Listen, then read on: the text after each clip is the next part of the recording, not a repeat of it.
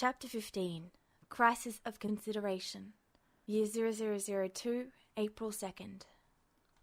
Cloud woke with a start, his neck protesting the odd angle it had been at for at least a few hours. Blinking blearily around the dark, silent living area, he realized that he'd fallen asleep slumped in a chair in the living room of his and Zach's apartment. While waiting for his friend to return, he had dragged his desk chair out here, because he'd felt too on edge to relax in the soft cushions of the sofa. Now his body was protesting its stiffness as Cloud stretched out his aching muscles. Judging by the ambient light, it was completely dark outside. When Cloud had begun his vigil, it was still early evening, and it didn't feel as if he'd been asleep for more than a few hours. Zach hadn't come home yet. That was worrying. He'd known when they parted ways that morning that Zach was upset, but Cloud had hoped that a visit to Aerith would be enough to comfort him. Unless, of course, Zach had run into some sort of trouble. Much like Cloud had, in fact. He rose from the chair slowly, letting his protesting joints ease out of the tight position they'd been in. They were hurting more often lately. It didn't help, he supposed, that he'd just put himself through... He didn't know how to qualify it. What had started out as a spa had turned into a twisted parody. It had been bad enough to get the reminder of how closely Sephiroth was still tied to him, but even that had paled in the face of Hojo's interference. Cloud pressed absently against a faded bruise on his arm. It ached dully, evidence of how powerful the behemoth had been, as it hadn't fully healed, even hours later. He'd come back to the apartment in a storm of uncertainty, his mind whirling though he tried to rein in the chaotic thoughts. He had no idea how much was caused by Sephiroth's leaking foul mood. No idea if his own thoughts and feelings were as evident. Yet Sephiroth hadn't seemed to notice. His strongest reaction was irritation, anger, hatred for Hojo. But all these emotions were undirected echoes down to Cloud. Cloud could relate. Hojo's presence had left a sour taste in his mouth and dark memories lurking on the edge of his mind. He had wanted so much to lash out, to remove the stain of Hojo's existence from their lives. What scared him was that he didn't know how much of that was because of Sephiroth, and how much was his own hatred. Zach's absence weighed on Cloud, paranoia beginning to gnaw on his nerves. He walked quietly across the room to Zach's partially open door. Zach wouldn't be there. He wouldn't have left Cloud asleep in such an awkward place if he had returned to the apartment. But Cloud had to check. Sure enough, the room was undisturbed from the last time he had looked. The bed was neatly made, and Zach's effects in their place. A few stray materia and leaves of paper were scattered haphazardly across the desk as well. There was no sign that Zach had been there recently. Stomach twisting, he made his way back into the living area. It was late, just after 1 a.m, according to the glowing numbers of Zach's clock. While not unusual for either of them to return late for one reason or another, it was the first time Zach hadn't at least left Cloud a message indicating he'd be out. He hadn't realized how much he'd come to rely on those little messages and the reassurance they brought. Idly, he wondered if his own neglect of such things had hurt Tifa and his friends in the past. It probably had. Pushing aside the cloying guilt, Cloud pulled out his phone and regarded the device dispassionately. It was ridiculous to worry. Except Zack had been upset that morning, and Cloud wanted to make sure he was okay. The fear that this would all disappear, that he would wake to find it had all been another wishful hallucination, and Zack and Aerith were dead, that Sephiroth had been reduced to a shade, to a madman, had been stirred up by the unexpected run-in with Hojo. It left him rattled and needing reassurance that his friends were alive and well. Resigning himself to the inevitable, he flipped open his phone to the incriminating empty inbox illuminated on the screen. He slowly typed a short message on the keypad, biting the inside of his cheek thoughtfully. If Zack was still busy and didn't want to be bothered, that would be the least intrusive message of getting his attention. Cloud didn't want to make Zack feel obligated to come running after him. He felt abruptly claustrophobic. The air in the apartment was too close, too stale. Sliding the phone back into his pocket and pressing his other hand to his temple absently, Cloud made his way out of the apartment. The hallways were quiet, lit only by the fluorescent bulbs that gave off a constant low buzz. From behind a door came the muffled sound of laughter as some late-night congregation took place in one of their floormates' rooms. Nothing disturbed Cloud's progress on the elevator that took him to the ground floor. He stepped out into the crisp night air gratefully, letting the cool air soothe his nerves. He wasn't sure where he was going yet, aside from away from the empty apartment that was too dark and too quiet. Without Zack's presence, it was no better than his room back in the Seventh Heaven Bar, which had been full of longings and desires he couldn't face, and empty, echoing thoughts. The cool air didn't clear his head entirely. His thoughts continued to plague him as he walked along. Hojo, with the myriad of troubles he brought up, and Sephiroth, with all the questions, uncertainties, and intrigue he represented. He fought to ignore them, focusing on his goal of finding Zack. He didn't want to think about any of that right now. The rhythmic staccato of his boots tapping against the hard surface of the pavement was his only distraction from his churning mind. The streets were nearly deserted at this hour, though Midgar never truly slept. The occasional late-night traveller passed him, some obviously returning from a bar with their drunken steps, others moving purposely along to their unknown destinations. Cloud walked through it all in a surreal haze. It was as if he were a ghost, the world moving forward, full of life, but not including him. He wasn't sure he liked the detached feeling. Eventually he came to a stop, the streets around him deserted, even of what little foot traffic had been there. Shop doors were closed tight, some behind metal shutters, and others sporting closed signs in their windows.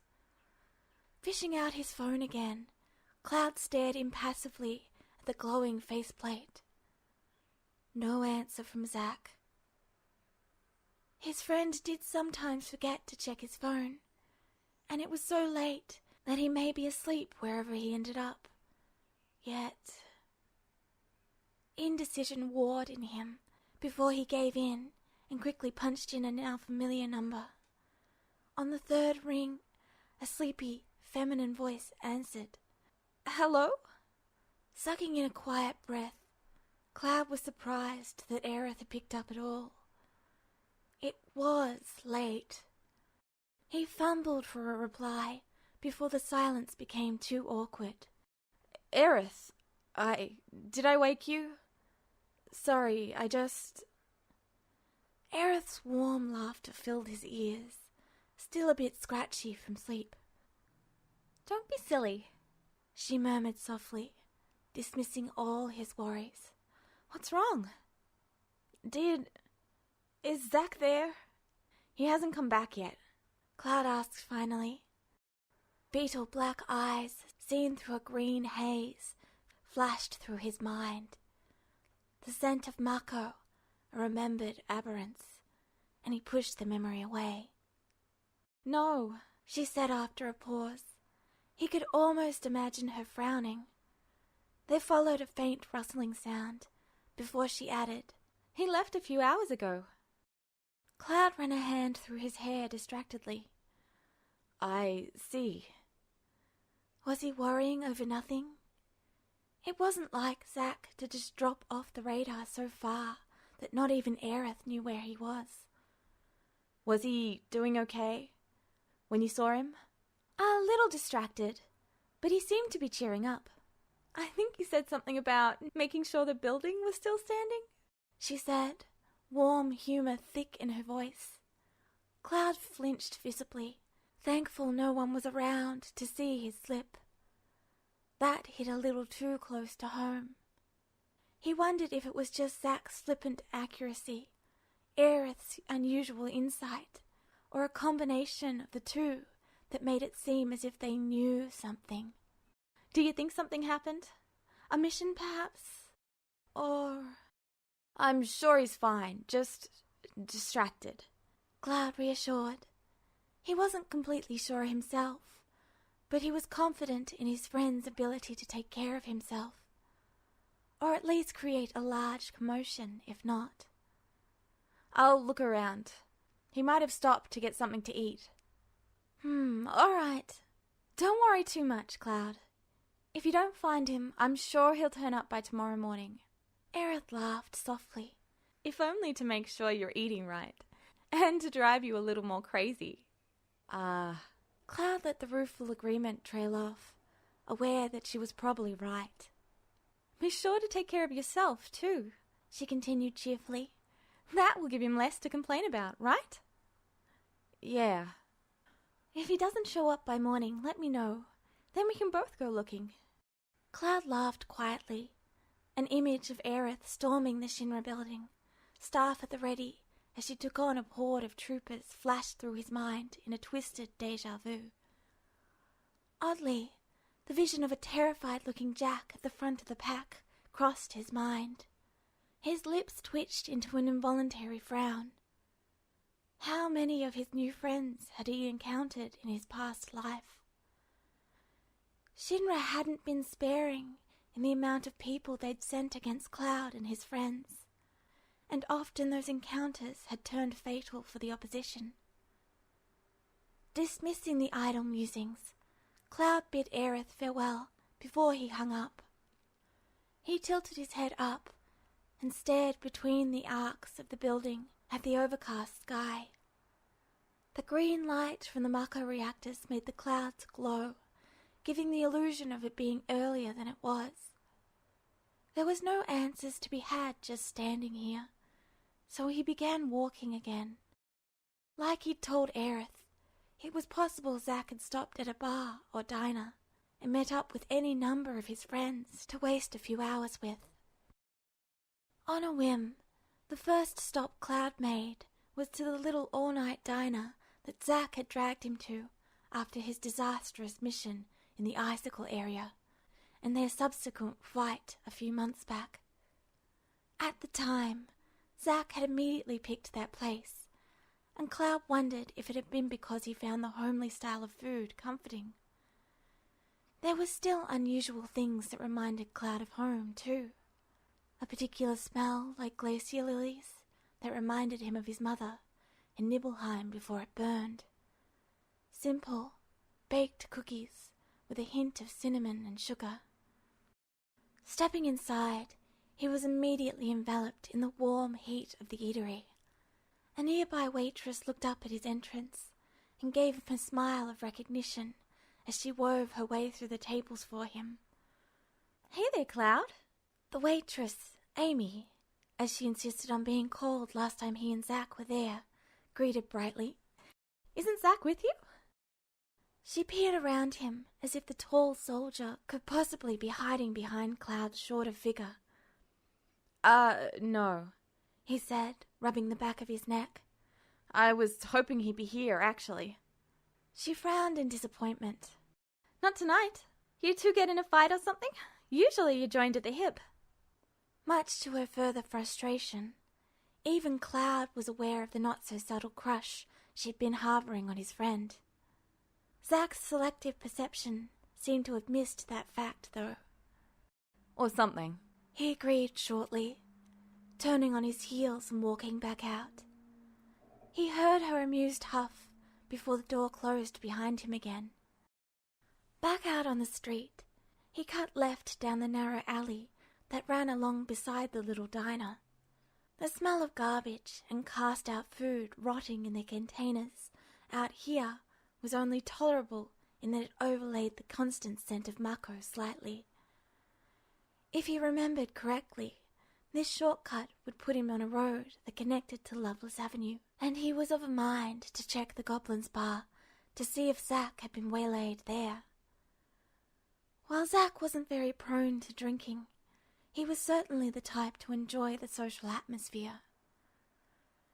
As he stepped out of the dark shadows between the buildings and into the road, he found the street to be a little more active than the others he'd traversed. Couples walked by, arm in arm, either headed for the entertainment and fine dining, or the more carefree clubs and bars provided by Loveless Avenue. The neat, swirling dresses on some of the women seemed an odd dichotomy against the industrial background of Midgar, though he hardly considered the rougher, more risque clothing of the clubbers any better. Midgar would always be a city of mingled sin and high society. The flow of the crowd pulled him along as they spilled into Loveless Avenue through the orange-lit gloom of an archway. It was much like the one that separated the avenue from the Fountain Plaza, though it lacked the clock in favor of having a usable walkway atop it. Cloud tensed with the recent memory, the look on Sephiroth's face when he'd made his declaration. He doubted he'd ever seen such a mixture of shock, bafflement, and consternation on the man's face before. He passed out of the archway and into Loveless Avenue behind a couple. The woman's red dress swirled around her legs as she walked, her painted lips pressed close to her beau's ear. The sudden beep of his phone was nearly inaudible under the murmur of conversation around him. Cloud stepped to the side, out of the flow of foot traffic. The little niche of the building he'd come to a stop beside was adorned with a gleaming poster, an older one beneath it, the edges faded and worn. As he pulled his phone out of his pocket, he noticed that it appeared to be an advertisement for the latest take on the Loveless performance. Fumbling his phone open quickly, he hoped to find a message from Zack, but it only took a glance to see that it wasn't. It was from Kunzel. The tiny hope didn't fade. If anyone knew where Zack was, it would be Kunzel. Cloud should have thought about contacting him in the first place. Kunzel had no way of knowing that Cloud was even looking for Zack at this point, so unless he was with Zack... He dismissed his circling thoughts to thumb the message open, while his mouth pulled down in a frown as he read. It contained only 4 words. Check the soldier floor. How does he... He turned, looking through the throng of people. It occurred to him that if the second was out of uniform, he'd never recognize him.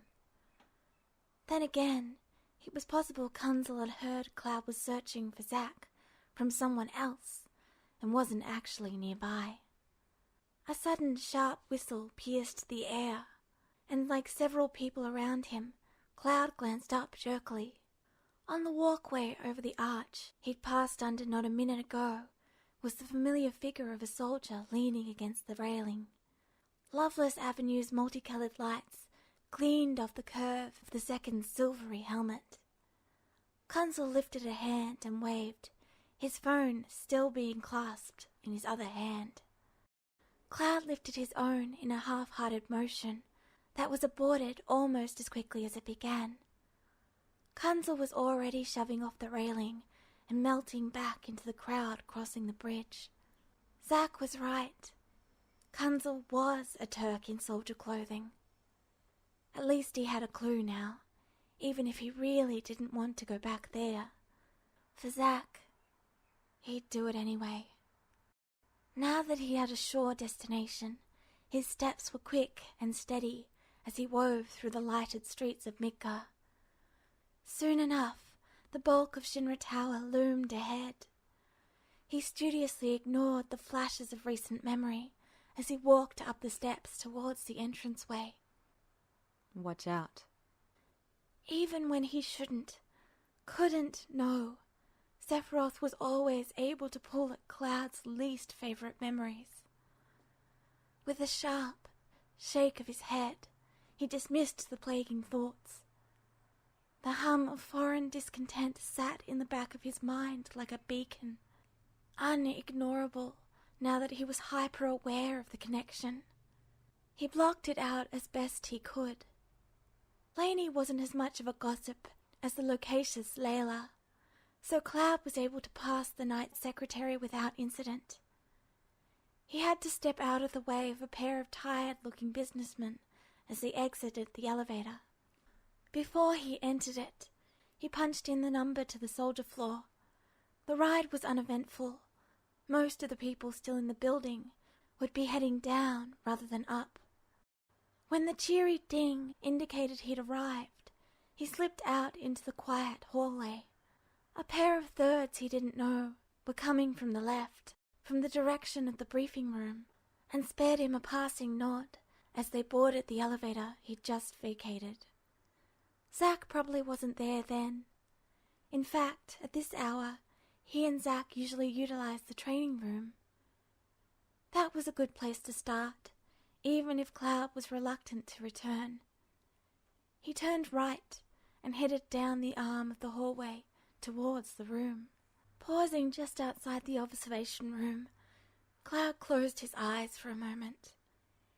He'd been trying not to think of the troubles of the day, but it was hard to shake the feeling that he'd opened the door only to find Hojo's glittering black eyes on the other side. He should have been more wary, should have had Sephiroth end the session at the first sign of tampering. It had been arrogance that had made Cloud keep going, a desire to prove to Sephiroth that... Reaching out a hand, Cloud ignored the light that indicated the training room was occupied and keyed the door open. It was empty, save for the figure he could see through the large observation window. The view through the glass wasn't impressive. It never was. Cloud still thought that, on some level, it was downright absurd. Zack was in the middle of the darkened training room, the low green lighting glistening off the beads of sweat on his neck and arms. The dark shape of his headset glimmered faintly as he jerked his head to the side and brought Buster Sword up to block an enemy that Cloud couldn't see. Curious, Cloud turned to look at the monitors to his left. What he saw drove the breath from his lungs as forcefully as if he'd been kicked in the chest. Zack was among the rocky, twisted spires of Midgar's wasteland, dust kicking up around him as bullets ricocheted off the stone he stood behind. From everywhere, Shinra troopers crawled like cockroaches, their guns in their hands and the bright, three-eyed light of their helmets glowing ominously red. Zack, whose mouth was open, sucking in air to show how much the workout was taxing him. Zack, who jumped up, materia glowing and Buster Sword in hand, as he charged headfirst into a group of Shinra troopers. In the back of Cloud's mind, he knew it was a simulation, that if he glanced over to his right, he'd see Zack, alone in the dim-lit room. This wasn't real, but... Zack! He barely recognized his own voice, as it gave a desolate crack under his friend's name. On screen, Zack stumbled and dove behind a rocky spire before yanking out his phone. Cloud's mind couldn't settle the confused disconnection of the action with the desperate panic that made his heart beat triple time. Then the video feed cut out, leaving the screens black and dead. Cloud! The shout made Cloud tear his eyes away from the monitors. Through the window, Zack was yanking off his headset. He was close enough that he could reach out and put his hand on the glass, and after a moment he did. It made Cloud's breath catch in his throat, and his stomach twist uncomfortably. Memories blurred together. He knew it wasn't the same, but it almost felt like it, with the faded green glow from the lighting. Abruptly, he realized his breath was coming in rapid, short bursts. He focused on calming it back down. There was no liquid fire in his lungs here, nothing burning against his skin. The pressure in the back of his mind slipped closer, forcing Cloud to clamp down on his distress and push it back, to ground himself. He reached out and laid his own hand against the glass. On the other side, Zack's lips kicked up in a faint smile. Hold on a sec, and I'll be out there with you, buddy. The rising light of the training room chased away the nightmarish memories. Cloud couldn't tear his eyes away from Zack's back as he turned and walked away. He could feel the fingers of his free hand digging into his palm, and he knew if he hadn't had his gloves on, he would have drawn blood with how tightly it was clenched. On top of his unexpected run-in with Hojo earlier, it was too much to see a mocking repeat of Zack's last moments. Now that he knew what Zack meant to him, the fear of losing him gripped Cloud in an irrational panic. The door slid open a moment later, and Zack strode out, pausing only to sweep a bottle of some sort of drink up. Cloud hadn't even noticed it sitting on the floor by the door. Zack squinted at him, the electric lighting playing off his sweat-damp skin, and twisted the cap off his drink. You look terrible, he said. Drawing in a breath, Cloud let the blunt statement clear the cobwebs from his head. It's your fault, probably. Zack grinned around the top of the bottle as he took a swig. Probably. Shaking his head slightly, Cloud glanced around the empty room. Can we get out of here? The crawling feeling of being watched wouldn't leave him. Yeah, sure.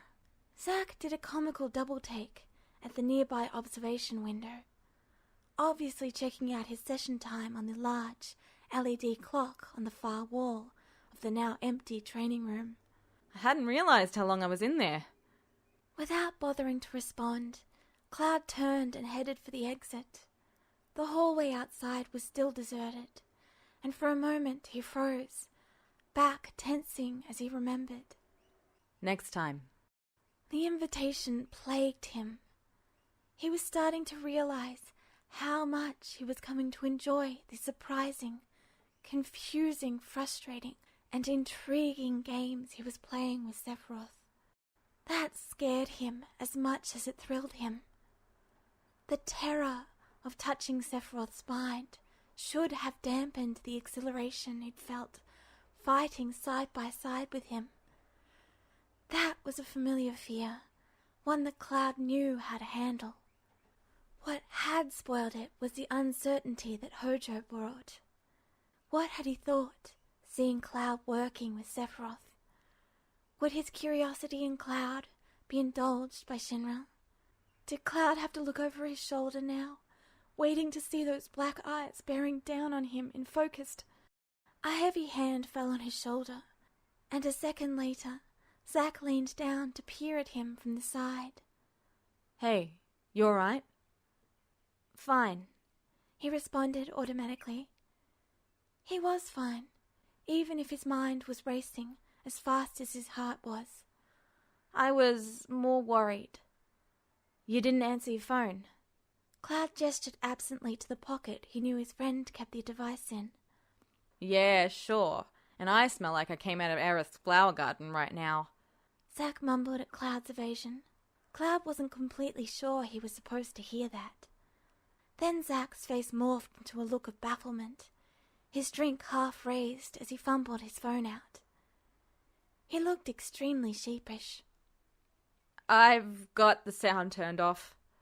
Shooting Zack a look of mixed irritation and exasperation, Cloud turned to head for the elevators. He didn't get more than a step before Zack's hand clasped his shoulder again. Hey, don't run off like that. Come on, let's sit down for a bit. My legs have gone all rubbery. He accompanied his plea with one of his best pitiful looks. Cloud hesitated. Now that they were out of the training room, it was easier to ignore his paranoia, though it remained a gnawing distraction. Nodding in reluctant acquiescence, he followed Zack to one of the benches that lined the hallway.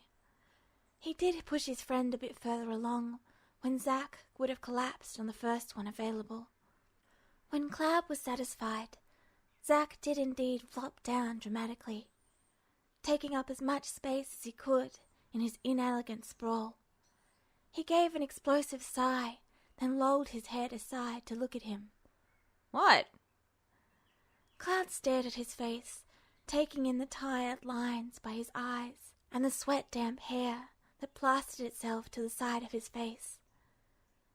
Zack had said he'd lost track of time and had probably been at this exercise since he'd left Aerith's. Reminded of the fact, Cloud looked away from Zack's increasingly puzzled expression to fish out his phone. Found him training. After a moment's consideration, he sent the text off to both Aerith and Kunzel, to reassure the former and thank the latter. It wasn't fancy, but it got the job done. Putting his phone away, he turned his gaze back to Zack's face. Cloud? Aerith, and Kunzel told me where you were. He explained shortly, giving a half shrug. Are you okay? He wasn't sure how to broach the subject of how depressed Zack had been that morning, and if he was feeling any better now. Comfort, giving or receiving it, wasn't something Cloud was very good at. For someone as easygoing as Zack, it didn't seem necessary. He was always able to pull himself back together without any help. That didn't mean he didn't need it, though. A person couldn't stand alone forever. Zack blinked and sat forward again, his bewildered expression slowly turning more serious. I'm fine. It's just... He smiled wryly and ran a hand through his mussed hair, then shrugged. Letting out a quick breath of air, Cloud gave Zack a pointed look. The same fine as me? The corner of his mouth kicked up in a self-deprecating grin. Yeah. We're pretty alike, you and me. Turning his gaze to the floor, Cloud fought back a flush of shame. He knew Zack hadn't meant anything by that. Still, the uncertainty plagued him at the inopportune reminder. How much of that was left over from Cloud's muddled memory? These were the times Cloud wasn't sure how much of himself was made up of other people, whether it be Zack's memories, Tifa's expectations, or the role of the hero he'd taken up. It was something he'd never know, however. Too much of his fundamental being was set into the masks and roles he'd worn, and he'd become used to them. Sometimes, he conceded. It was true, after all. But not really. Despite the similarities that were inevitable, Cloud still had a hard time comparing himself to Zack.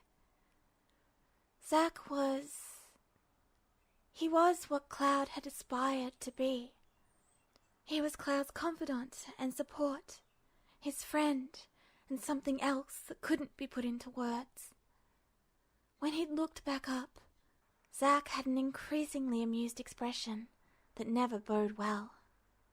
Cloud should have expected it when he found himself yanked down and put in a headlock. It was only slightly disconcerting to find himself half sprawled on the bench at Zach's side and half on his friend. He was getting used to Zach's quirks. Whatever you say, kid. Zach caroled cheerfully. He settled down, though his arm had draped over Cloud's chest to keep him in place. Slightly uncomfortable at the odd angle, Cloud allowed it anyway, because Zach had gone still underneath him. You know, he said slowly, face serious again. And Jill and I used to do this before he... He smiled, just a little disparagingly. It still hurt to see Zach wear an expression Cloud was used to seeing in the mirror. Well, not this exactly. He used to shove me off any time I got too excitable. But after we trained or he put me through my paces, we'd sit out here like this. Cloud tilted his head back slightly so he could see more of Zach's face. Zach's body was still overly warm from his recent workout, the temperature soaking in through the sturdy military uniform. He looked thoughtful and distant, mind lost to past memories. A question drifted into Cloud's mind, and he asked it without thinking too much on it.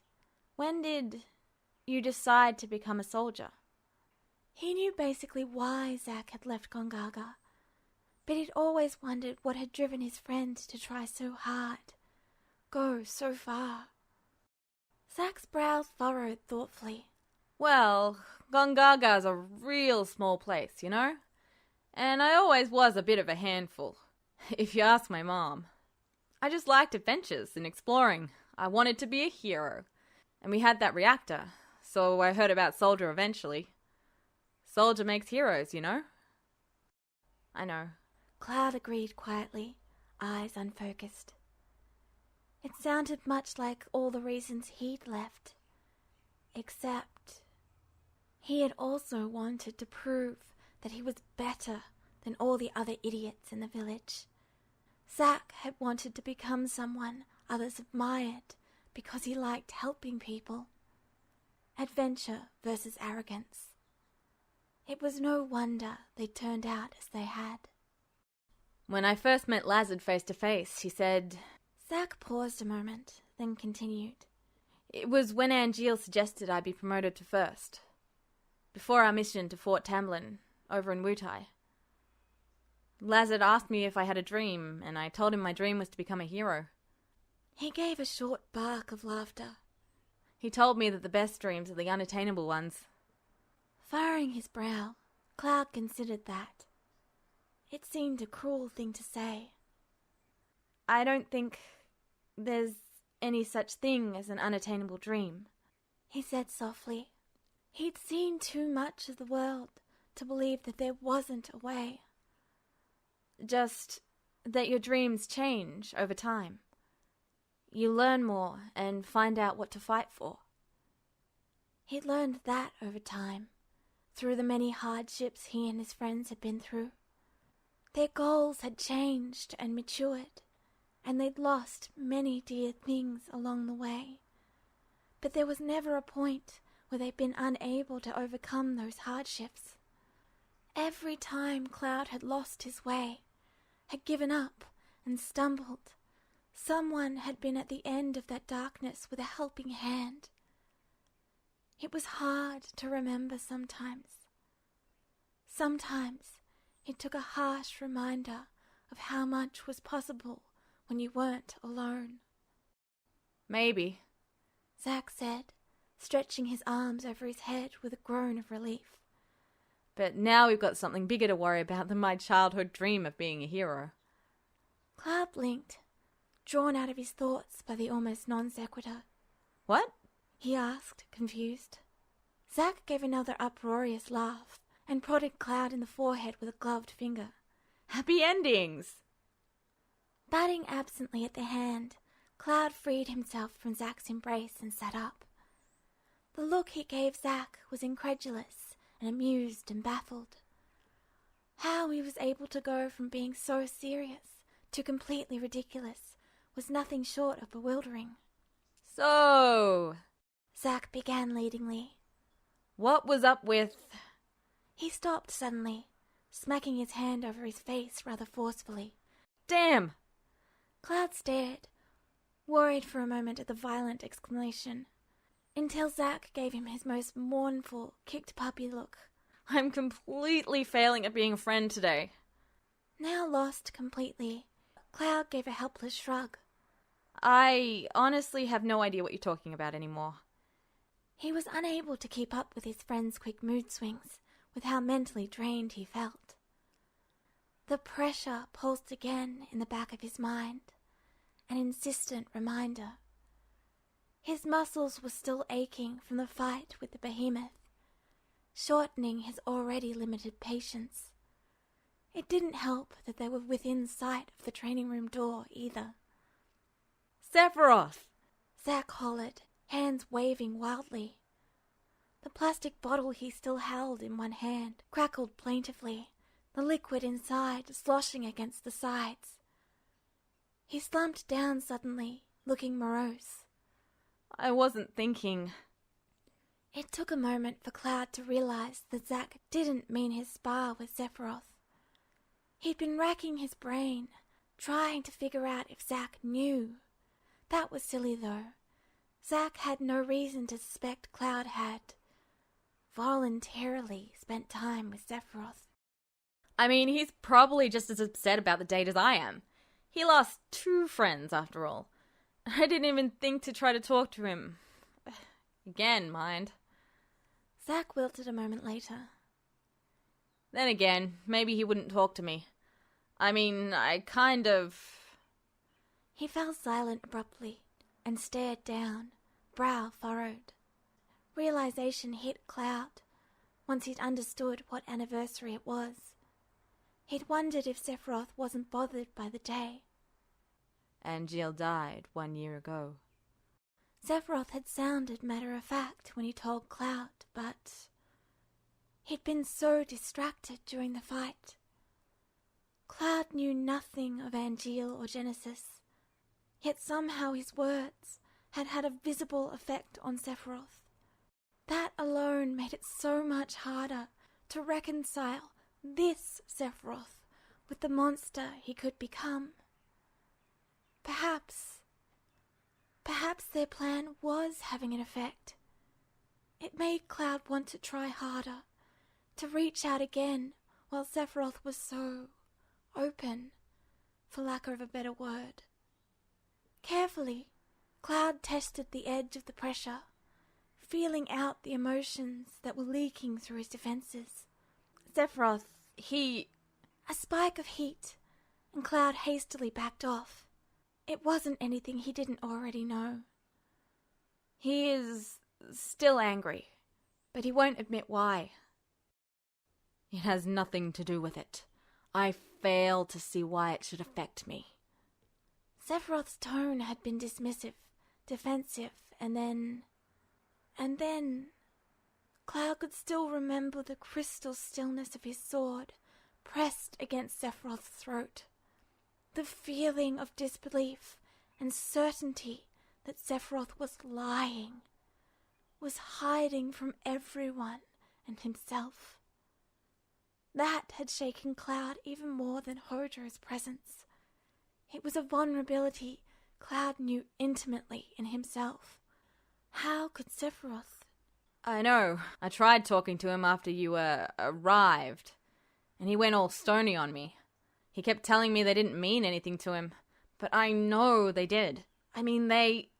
Zack cut himself off abruptly and turned to stare at Cloud. Wait a minute. How do you know any of this? Cloud hunched his shoulders defensively at the accusation. How do you think? Zack had seen Sephiroth when he'd left. He could figure it out. Cloud wasn't sure he wanted to get into this with Zack now, though. He still felt too raw with nerves. Zack gave a faint huff and crossed his arms over his chest. Well, I don't know. For all I know, when I left, you and Sephiroth just stood there and stared at each other. You two aren't very chatty, you know. You'd be surprised. Cloud mumbled, pressing his hands together as he stared down at them intently. He hoped Zack hadn't actually heard that. Louder, he added. He invited me to spar with him again, and it just came up. Just came up. Zack echoed flatly. I hate to tell you this, but I don't think things with Sephiroth just come up. It's harder to describe what had happened between them. There was so much, and much of it was impossible to relate, even to Zack. It was fine at first, but Sephiroth had been mocking and dismissive, and maybe Cloud had ended up provoking him. Even if he wasn't the same as the other, he was still cruel in his own way. Cloud never could stand bullies, and Sephiroth had definitely been trying to belittle Cloud, to distract from his own failings. Whether it was Cloud he was trying to fool, or himself, didn't matter. Letting out a hiss between his teeth, he finally muttered, he's a jerk. It doesn't matter how it came up anyway. Well, yeah. Zack said with a snort. It's not any excuse, but you know Sephiroth doesn't really... Zack trailed off and waved his hands at the two of them. He doesn't really have any friends. I doubt he even realizes he's being a jerk half the time. I know that, Cloud said in frustration. It's not a big problem. I've dealt with it. Yes, Sephiroth hadn't been kind in his words, but so much of their spar had been unspoken. Cloud had been teasing, trying to provoke Sephiroth into taking him seriously. The chase down Shinra Building had been fun, even when Sephiroth's words had aimed to cut. Cloud hadn't taken them to heart. It was almost funny that it had turned back around on Sephiroth, that he was the one uncomfortable by the banter. Sighing, Cloud pressed his fingers against his forehead, before sitting up and looking at Zack. My friends weren't easy people to get along with either. Sephiroth just needs someone who won't back down. Zack gave him a weird smile. It seemed stuck somewhere between amused and something else Cloud couldn't quantify. Do you want to be friends with him? It sounds like it, Cloud. Cloud stared at Zack, feeling as if he'd been clubbed over the head with Buster Sword. He hadn't thought about it, but it already seemed like Sephiroth had transcended from a person to be saved to a person Cloud wanted to save. And the things that bothered Cloud the most was that he wasn't bothered by it. He was unable to hold on to the hatred like Tifa had, or the resentment like Sid had, or the need for revenge like Barrett had. What he wanted most of all, what he'd always wanted, was to be able to move on. Wasn't that their goal? To create a world where Sephiroth was saved, where he was just as human as anyone else?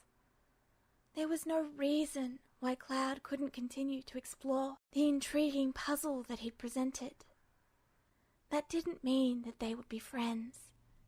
He couldn't quite reconcile the curiosity and draw he felt towards this Sephiroth with the warmth and love he had for his old friends, or the contentment he felt with Aerith and Zack now. It's not that easy. I don't think... Cloud trailed off, tearing his gaze away from Zack's unwavering stare. He thought back to their fight. He'd wanted so much for Sephiroth to acknowledge him, to not dismiss Cloud as unimportant. Then again, there was the thrill of fighting against the master wielder of the Masamune. Not with desperation and terror, but with competition and respect. His hands twitched with the itch to match swords again. When Sephiroth ignored him, Cloud missed the attention. When Sephiroth underestimated him, Cloud strove to prove himself instead of letting things die down. When Sephiroth reached out, Cloud always reached back.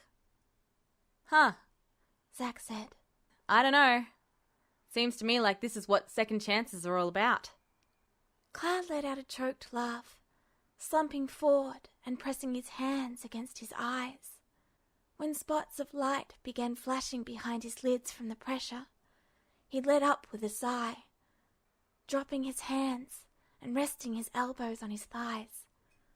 I'm not very good at second chances.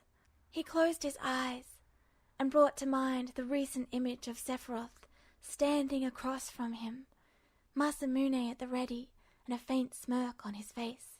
But I think I want to become better.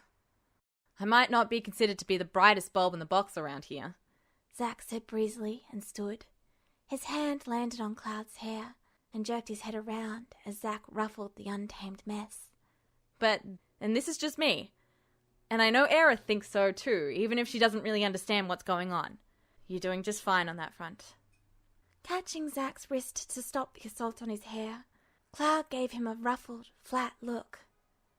As Zack's smile widened slowly into a full grin, it still had that undefinable something other to it. Abruptly, Cloud realized what it was. Zack was proud of him. He didn't really understand why. Didn't understand what he'd really done to deserve it right then. But it still sparked a blossom of warmth in his chest.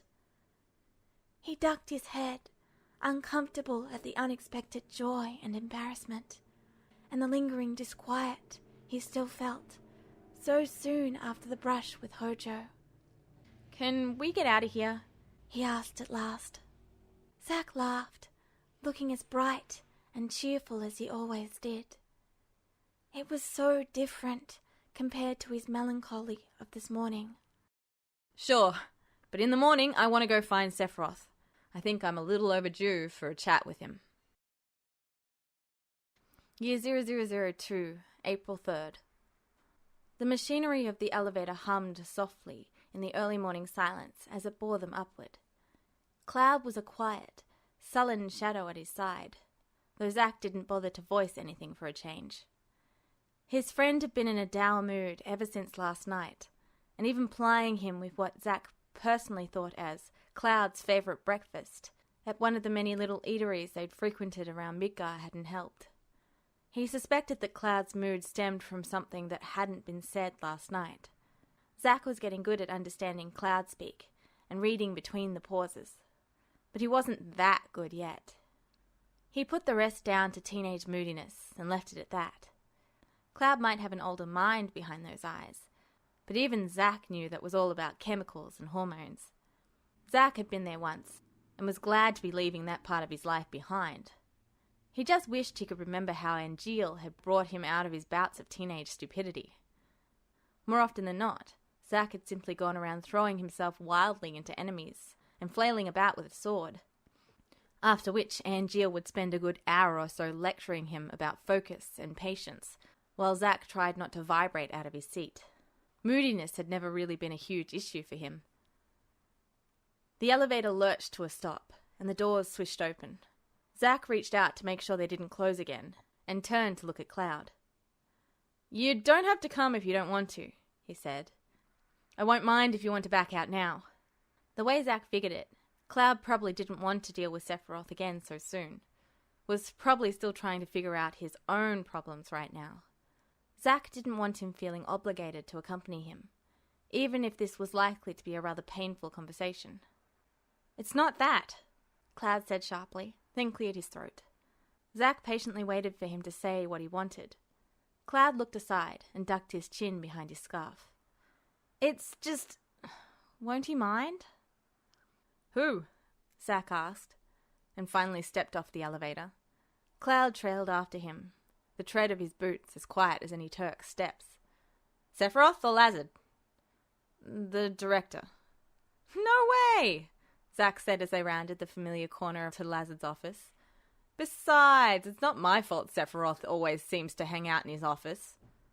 All the same, Zack slowed down and leaned forward to peer around the etched glass edging the office. He didn't see Sephiroth, so he leaned further forward, attempting to see where the man usually stood. With a sudden yelp, he pitched over, swinging his arms out and just barely managing to keep from going down face first. "Whoa!" "Zack?" Lazard's calm voice greeted. Zack straightened up and turned to face him with a sheepish grin, one hand ruffling his wild hair. Lazard's gaze shifted off to Zack's left. "And Cloud, I see. How can I help the two of you?" Lazard set his pen down and folded his hands atop his desk. Zack ambled forward, arms swinging at his sides as he detoured off to the left towards the table Sephiroth usually lingered near. We were actually looking for Sephiroth, but I guess he's not here." I'm afraid you would be correct. He hasn't been in this morning." That was unusual. Sephiroth wasn't exactly known for his truancy, as far as Zack could tell. Sure, he was prone to hiding in the archives or the libraries, but he wasn't exactly the kind to just not show up. As in here, or in altogether? Lazard looked back down at his desk, then retrieved his pen. He held it a moment, poised over whatever paper he was working on. "He called, actually, and said he wasn't going to bother today," Lazard said wryly. "Considering he isn't needed, I failed to see a reason to argue the issue."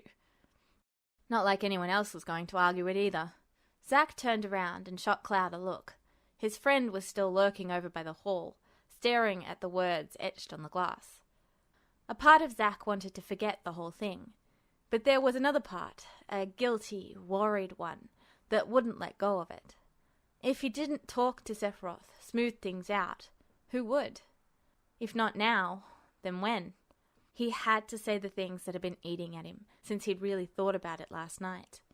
It wasn't like the idea hadn't occurred to him before, but never with such tenacity. The loss of Angeal, and even Genesis, was something that he and Sephiroth shared. It was something that no one else had, and Sephiroth was his friend. Zack was going to do everything he could to what? Be there for him in a way he hadn't been since they died?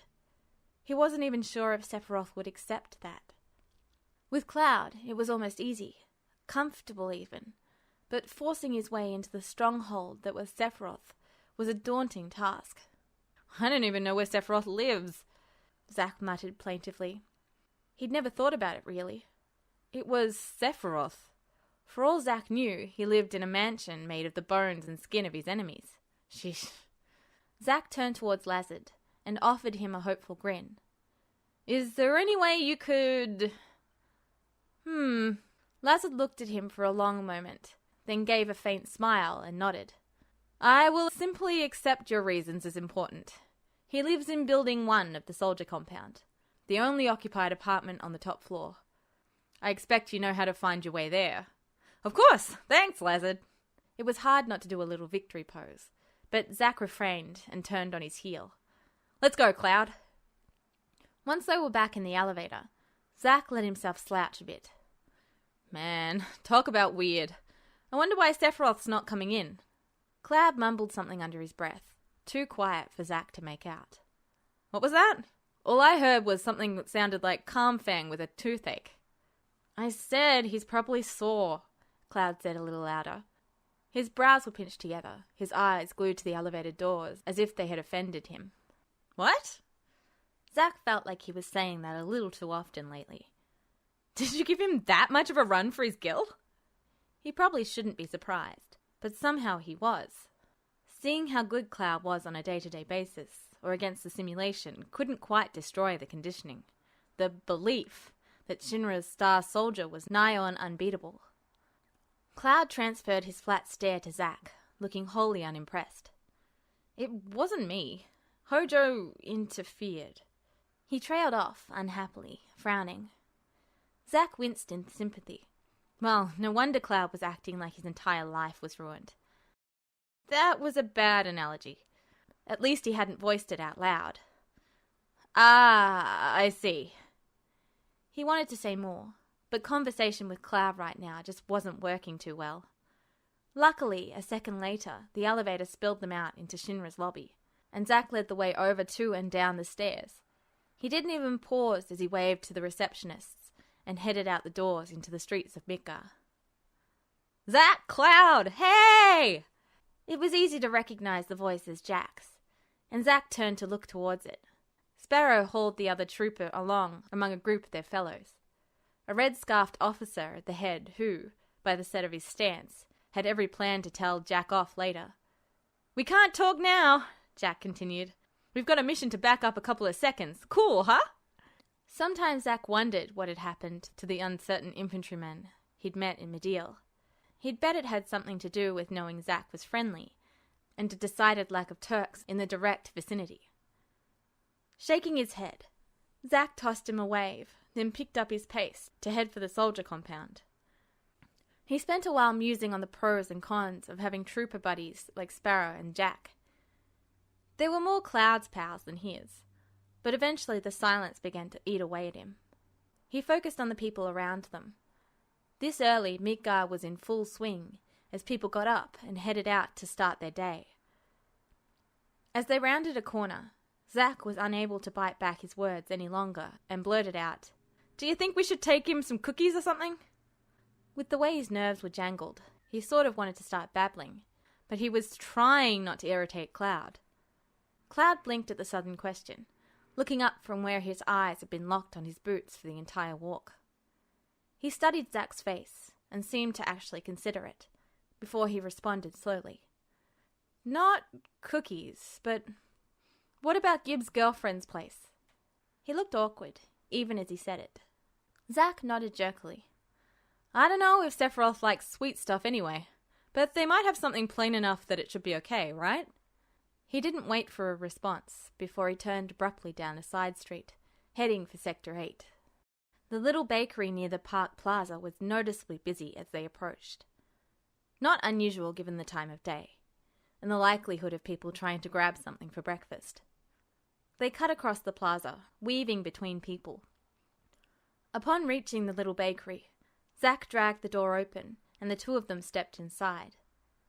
He couldn't help but inhale deeply. The smell of fresh-baked bread and confectionaries completely overwhelmed the metallic tang of Mako and pollution scent of Midgar. Behind the counter, Jen stood up and offered them a faintly harassed smile before turning back to the man she was helping. Zach headed over to one of the display cases and peered through the glass at the variety of donuts, tarts, and other sweet pastries alongside cupcakes, muffins, loaves, and bagels. "I have no idea what to get," Zach groaned. "When I think Sephiroth, I think stabbing things and glares." And that little chuckle Sephiroth gave when he was actually amused. Just about anything else." Zach turned to look at Cloud, frowning speculatively. "What do you like? The two of you are pretty similar." Cloud's eyebrows skirted his hairline as he said, "What would that have to do with what he likes to eat?" He didn't, Zach noticed, deny it outright. That was an improvement on how Cloud would have clammed up in the past, at least. "I don't know," Zach said. He heaved a faint sigh and added, "I just thought maybe you'd have a better idea than me." He gave a sheepish shrug when Cloud's lips quirked in amusement, and he shook his head.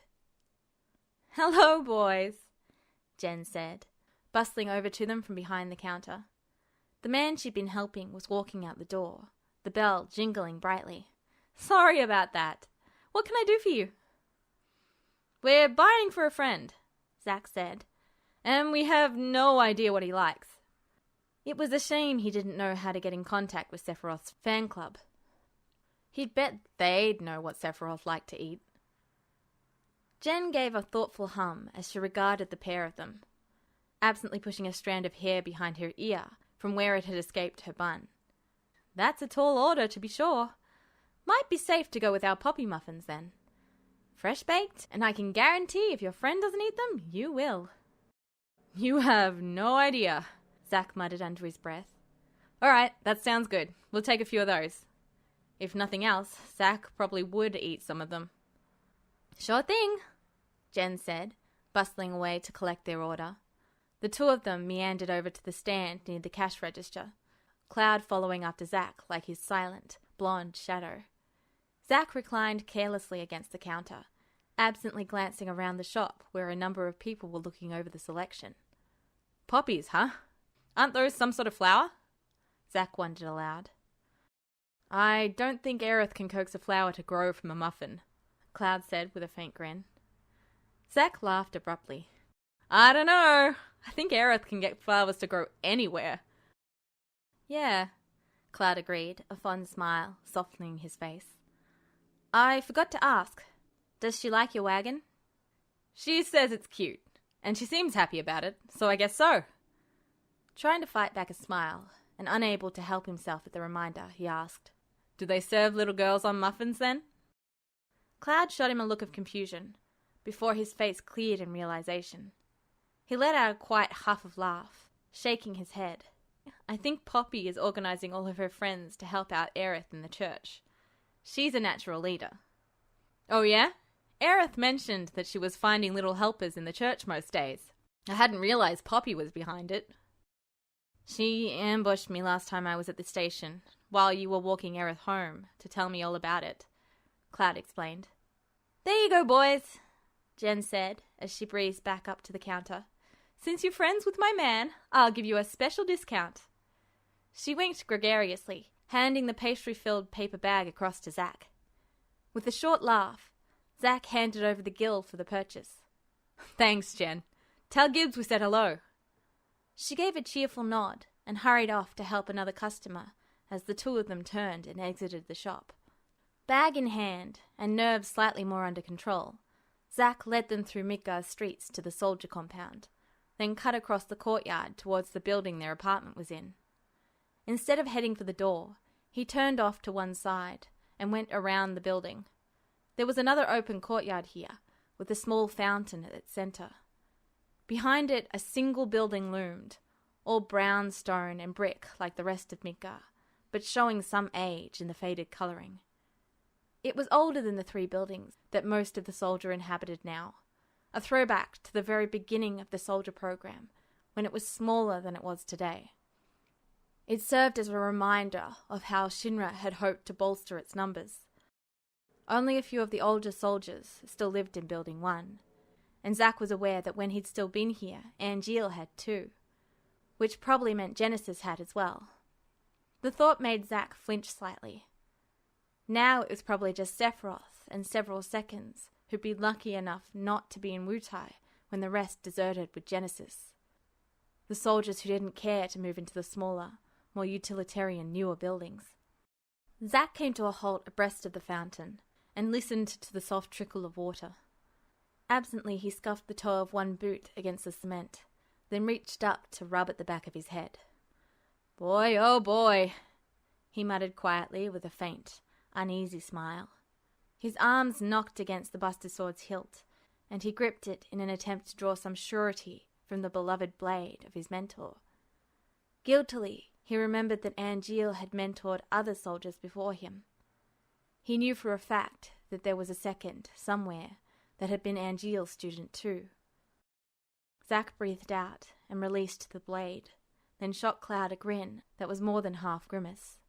Last chance to back out, buddy.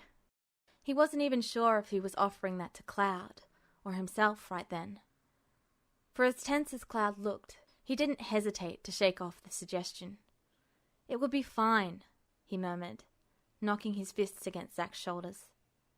Zack had to snort in amusement as he realized the irony of Cloud reassuring him over Sephiroth.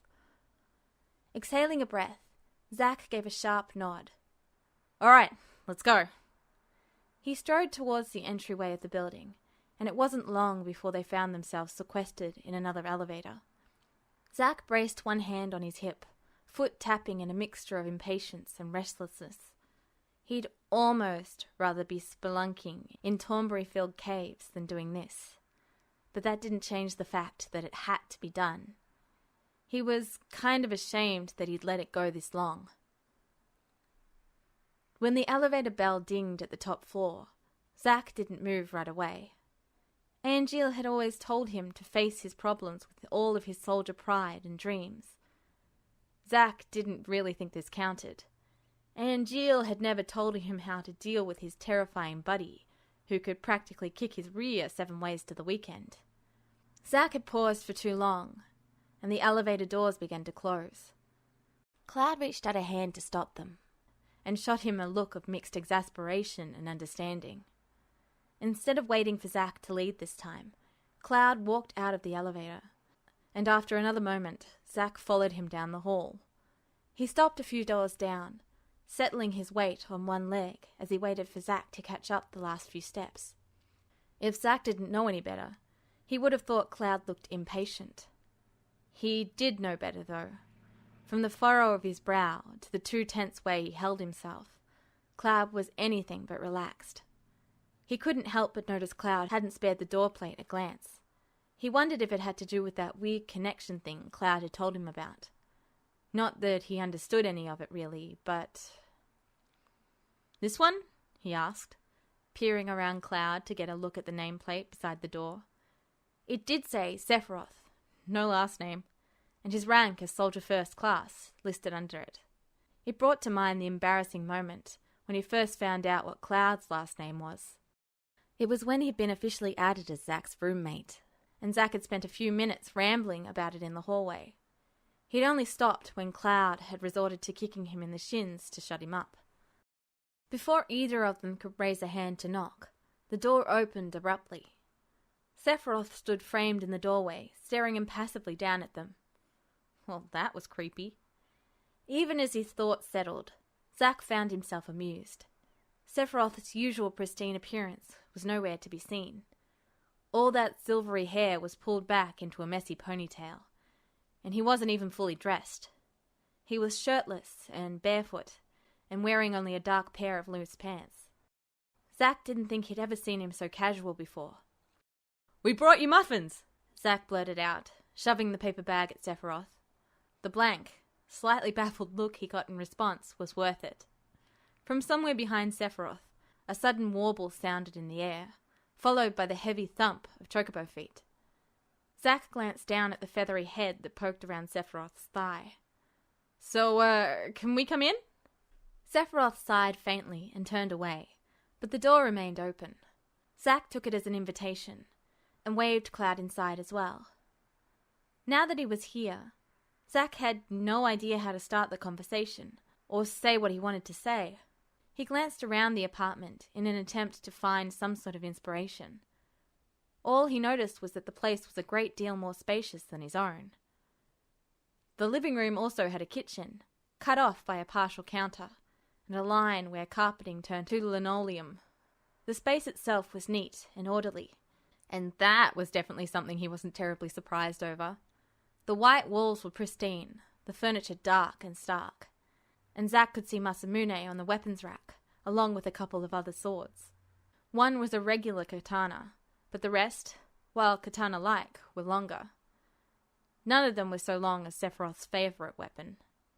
There was also a great deal of bookshelves, and Sephiroth's coffee table was covered in tomes. Some slim, some thick, and there was a stack of papers at one corner, neatly aligned to sit perfectly against the edge of the table. He wondered if Sephiroth did that on purpose, or if it was all accidental. What bothered Zack the most was the utter lack of personality in the room. The only spot of really bold colour came from a single potted plant sitting on the kitchen counter, looking droopy. He smiled faintly at the way Viri was eyeing it before the chocobo gave up and trotted over to greet Cloud. Other than that plant, the only sign that this wasn't some sort of showroom set up was the mess of feathers, blankets, and pillows tucked in one corner that Zack guessed was Viri's bed. He was totally envious of the big picture window Sephiroth had, though. It had a pretty nice view of the Midgard skyline. However, it was the shelf next to the weapons rack that really caught his attention. While it was a heavy-looking thing of streamlined metal, the only thing it contained was a whole lot of materia, neatly sorted and lined up in little niches in each shelf. They glittered with the inner glow of high-level magic. "Whoa!" Zack breathed, unable to tear his gaze away. "That is a lot of materia." "Zack," Sephiroth said shortly, "is there a reason for your visit?" Zack yanked his attention back and gave him a sheepish grin, before letting the expression fall off his face. He swallowed and looked away, his empty hands rising to palm the back of his head again. He exhaled, then gathered up the courage. I wanted to talk to you about Angeal and Genesis. At least he could take heart in knowing Cloud had his back, even if silently. Sephiroth's eyes narrowed slightly, his lips thinning, and Zack would have been scared of that look once upon a time. Now he just revelled in the fact that Sephiroth hadn't immediately shut down. There's nothing to discuss, Sephiroth said, crossing his arms over his chest. With their deaths, the issue was closed and... Don't, Zack croaked, slightly surprised at the tone of his own voice. It hurt that Sephiroth was dismissing them so easily. It made Zack hurt for himself and for Sephiroth. Then the words shoved at him, and Zack couldn't stop from spilling them out. It's just... I'm sorry. I'm sorry I didn't manage to bring them back. Sephiroth's eyes widened briefly before he looked away.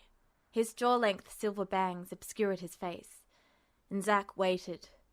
He didn't know what he was waiting for. Forgiveness, maybe, or judgment. All that mattered was that he'd said it at last. He still felt like there was a duty he owed Sephiroth, and definitely one he owed Angeal. And maybe he owed Genesis a bit too, even if he didn't like him that much. At least he was making a step in the right direction. Hold on to your dreams, Zack, Angeal would have said, had always said. And never let go of your soldier pride.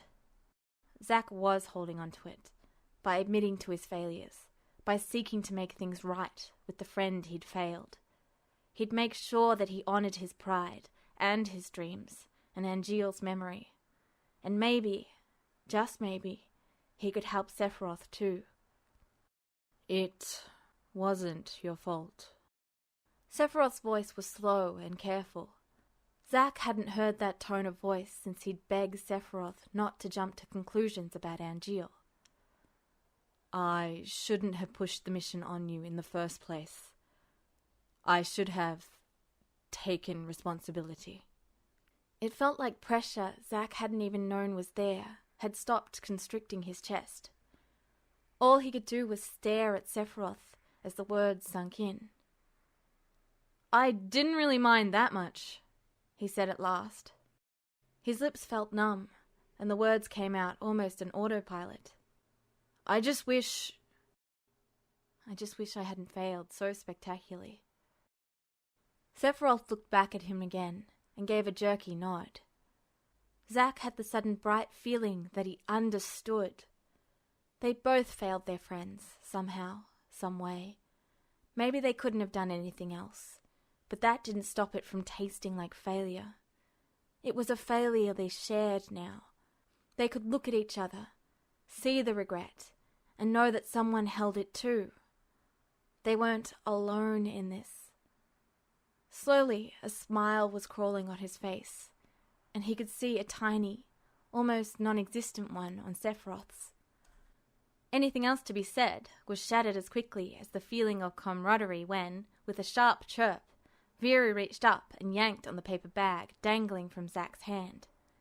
Zack pulled it away and heaved a sharp sigh. Knock it off, bird brain. Veery.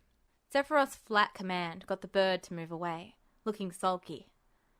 Cloud stood up from where he'd been squatting before Veery had deserted him, and gave Zack a look of quiet understanding. In many ways, Zack knew Cloud did understand and sympathize, without the pity that would normally come from an outsider. It was part of the reason why Zack had wanted Cloud to be there, even when he was so removed from the cause. Veery gave another sharp, demanding sound, and Sephiroth gave a faint sigh as he looked down at the chocobo. Veery stared right back, and Zack couldn't help but crack a grin at the exchange.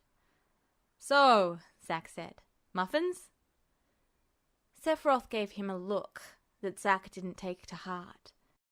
He graciously relinquished aforementioned baked goods when Sephiroth reached out for them. Then Sephiroth turned on his heels to make for the kitchenette, with his chocobo child following him faithfully. Out of the corner of his eye, Zack was aware of Cloud staring fixedly at Sephiroth's bare torso. It's a good thing I'm the only one here. or you'd be feeding the rumour mill again. Zack muttered under his breath, Cloud's head turning in his direction. Though hilariously, his eyes remained on Sephiroth for a few extra seconds before he looked fully at Zack. Zack could tell the moment Cloud registered what had been said, when the blonde flushed faintly and glared.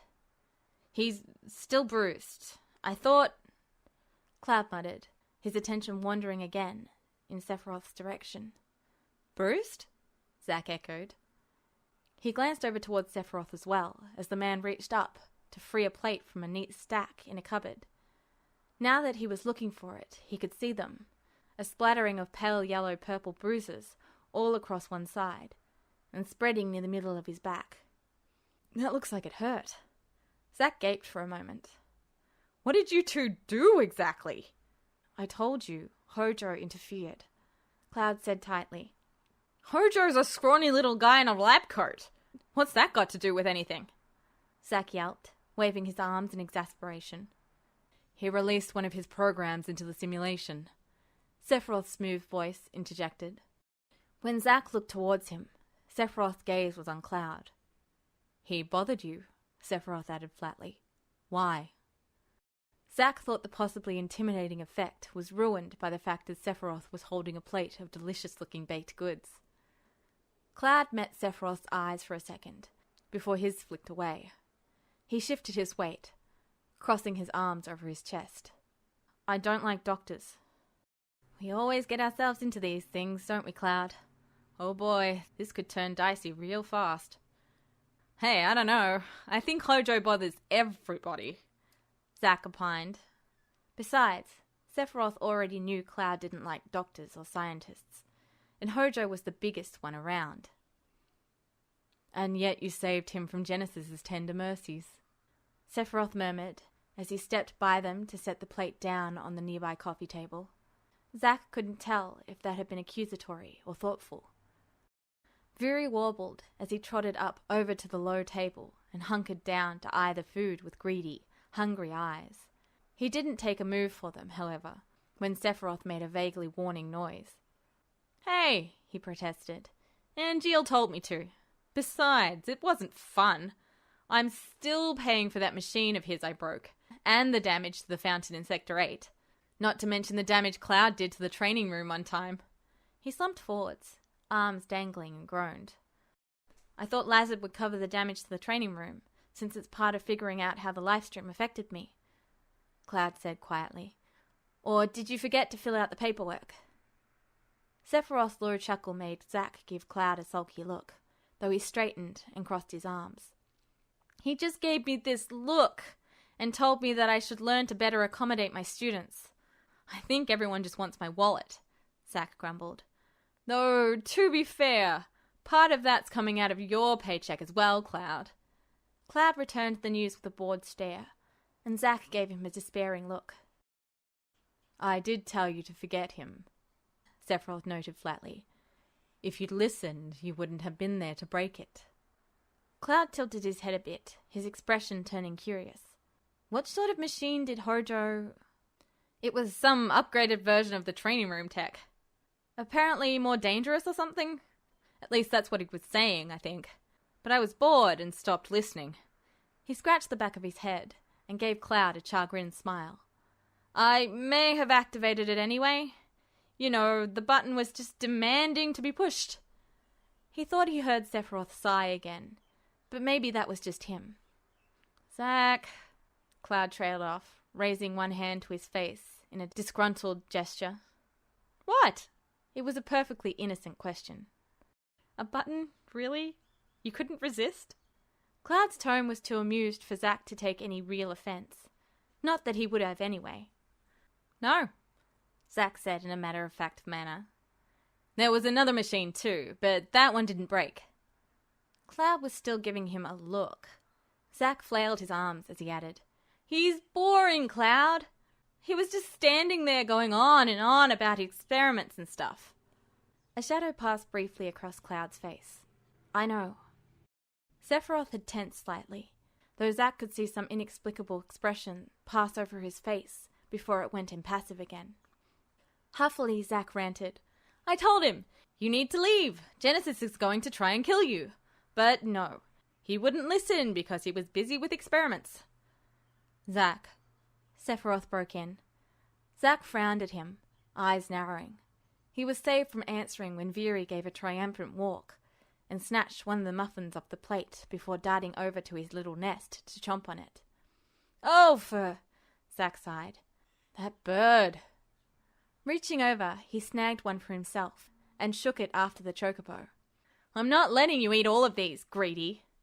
Veery made a cheerful chortling sound in response. What was it with that bird?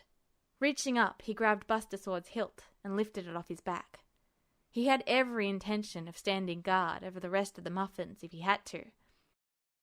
Zack, Sephiroth said again. Zack glanced over and was surprised to find the man's hands extended, almost hesitantly, towards him. May I? His gaze was locked on the sword in Zack's hand. Sephiroth's expression was pinched, drawn tight at the corners of his mouth and the angle of his brow. Zack thought he looked sad in his own way. Spending so much time with Cloud had really taught him how to get a read on people as closed off as they were. Yeah, sure, no problem. Zack flipped Buster's sword neatly in his hand and held the hilt out towards him. Sephiroth paused, then took it. Without a word, he stepped aside, idly examining the blade with hooded eyes. Zack flopped down on the sofa and let his gaze slide to Cloud as he drifted towards him. In a quiet undertone he said, Hojo didn't start anything, did he? Cloud's eyes were locked on Sephiroth again, an odd look on his face. He blinked suddenly before moving to sit next to Zack on the couch. Cloud had foregone bringing his own sword along, mumbling something Zack couldn't quite understand about the Shinra building and earthquakes. He set a monster program into the simulation, he responded quietly. Have you seen that before? Once, Zack said musingly. He challenged me to fight a bunch of simulations he made. He was real creepy when I beat his special superpowered one, or whatever it was. He could still remember the other techs whispering about him being inhuman for being able to do it. Something that had set Zack's teeth on edge, and still did now. I'd hardly consider it a good thing, or even worth note, to get his approval, Sephiroth said softly. Kinda sounded like he was hitting on me. Zack tossed back. He was amused to see both of them twitch almost exactly the same way. Said something about how we work well together. It was weird. With a demanding walk, Veery broke the tension left by Zack's irreverent observation. He climbed up onto the sofa and tried to bulldoze his way into Cloud's lap. Cloud raised an eyebrow as he obligingly raised a hand to scratch at the feathered head. You're too big to sit in my lap now, he said in amusement. The chocobo's body was tucked up on the couch next to him, just Veery's head on his lap. Veery's dark eyes were locked on the muffin Zack had in his hand. Zack scowled and took a large and deliberate bite out of it. Veery warbled an annoyed-sounding walk before scrambling over Cloud's lap. With an indignant chirrup, forced himself down between them, then kicked out with one leg hard enough to nearly shove Zack off the couch. Another kick managed it completely. Veery smugly stared down at him and snuggled into Cloud's side with a contented croon. Cloud was actually laughing quietly as he petted Veery's head and looked down at Zack's incredulous expression. If you start a pushing war, you're just as bad as him, Cloud warned. Sephiroth, Zack whined. Control your pet! Veery, Sephiroth commanded. Off the couch. It was ruined by the faint smile Zack knew was hiding behind his hair, and the way Veery didn't bother to do anything more than blink lazily. Zack sighed, recognizing a lost cause when he saw one, and scooted over to sit up against the coffee table. He leaned against it, nibbling at his muffin as he watched Sephiroth trace his fingers over Buster Sword's blade. Cloud stared down at the chocobo that was practically melting under his touch. Maybe they weren't all right, and maybe the world could still go to hell in a handbasket at any moment. But Zack was pretty sure this was living proof that they were moving in the right direction. And really, that was all that mattered right now. The door to their shared apartment slid open as Cloud swiped his card across the lock, and he barely let it move completely out of the way before he stepped wearily inside. He didn't stop walking as he made a beeline straight for the couch, discarding his sword carelessly against the wall as he passed it. Eyes closed, Cloud sank into the cushions with a quiet sigh. A moment later, he heard the thump of the Buster Sword hitting the ground, and the cushions bounced as Zack flopped down next to him. The sudden low murmur of the television made Cloud open his eyes. Zack tossed the remote back onto the low table, though he didn't appear to be paying any attention to the flickering screen.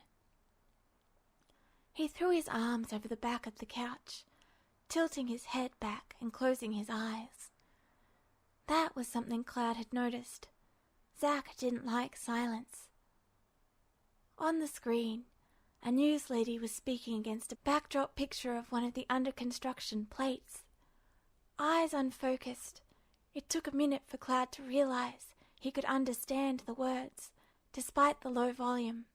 The president of Shinra Company went on to say that the new housing development would be completed within the year and open to residents shortly after.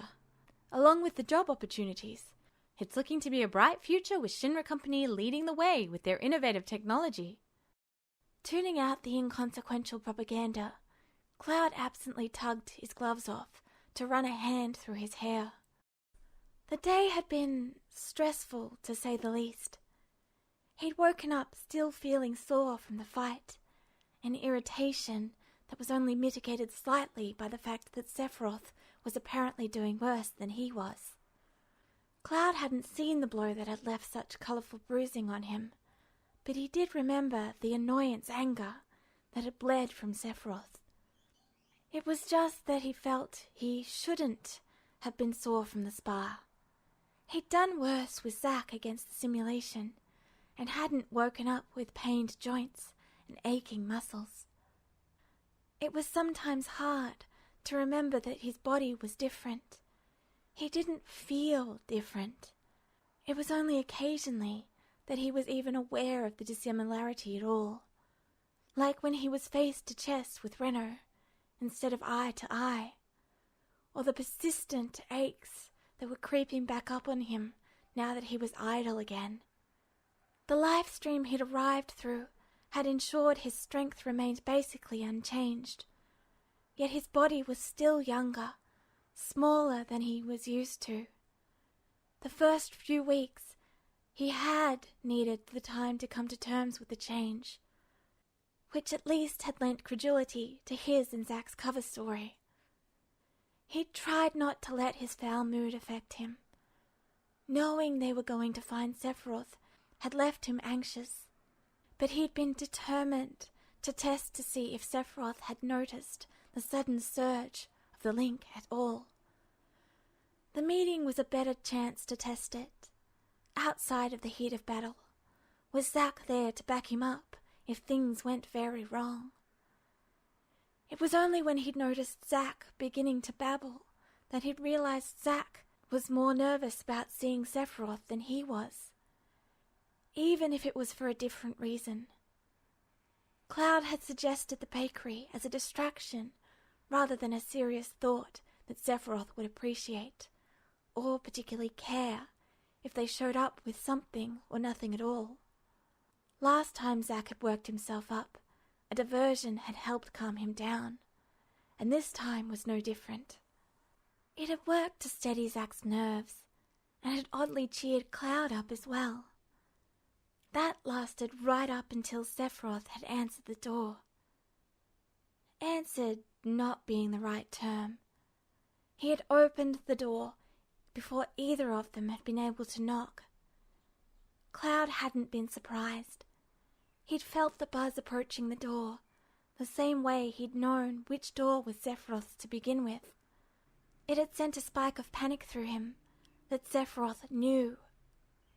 Yet again, Sephiroth had acted no differently than normal. Perhaps he had heard their footsteps and Zack's voice. His hearing was above par, and he'd have noticed the unusual sounds. There was no extra mental pressure, no probing, stabbing spikes aimed at Cloud, involuntary or otherwise. The tension in Cloud had been dispelled a moment later at Zack's awkward offering.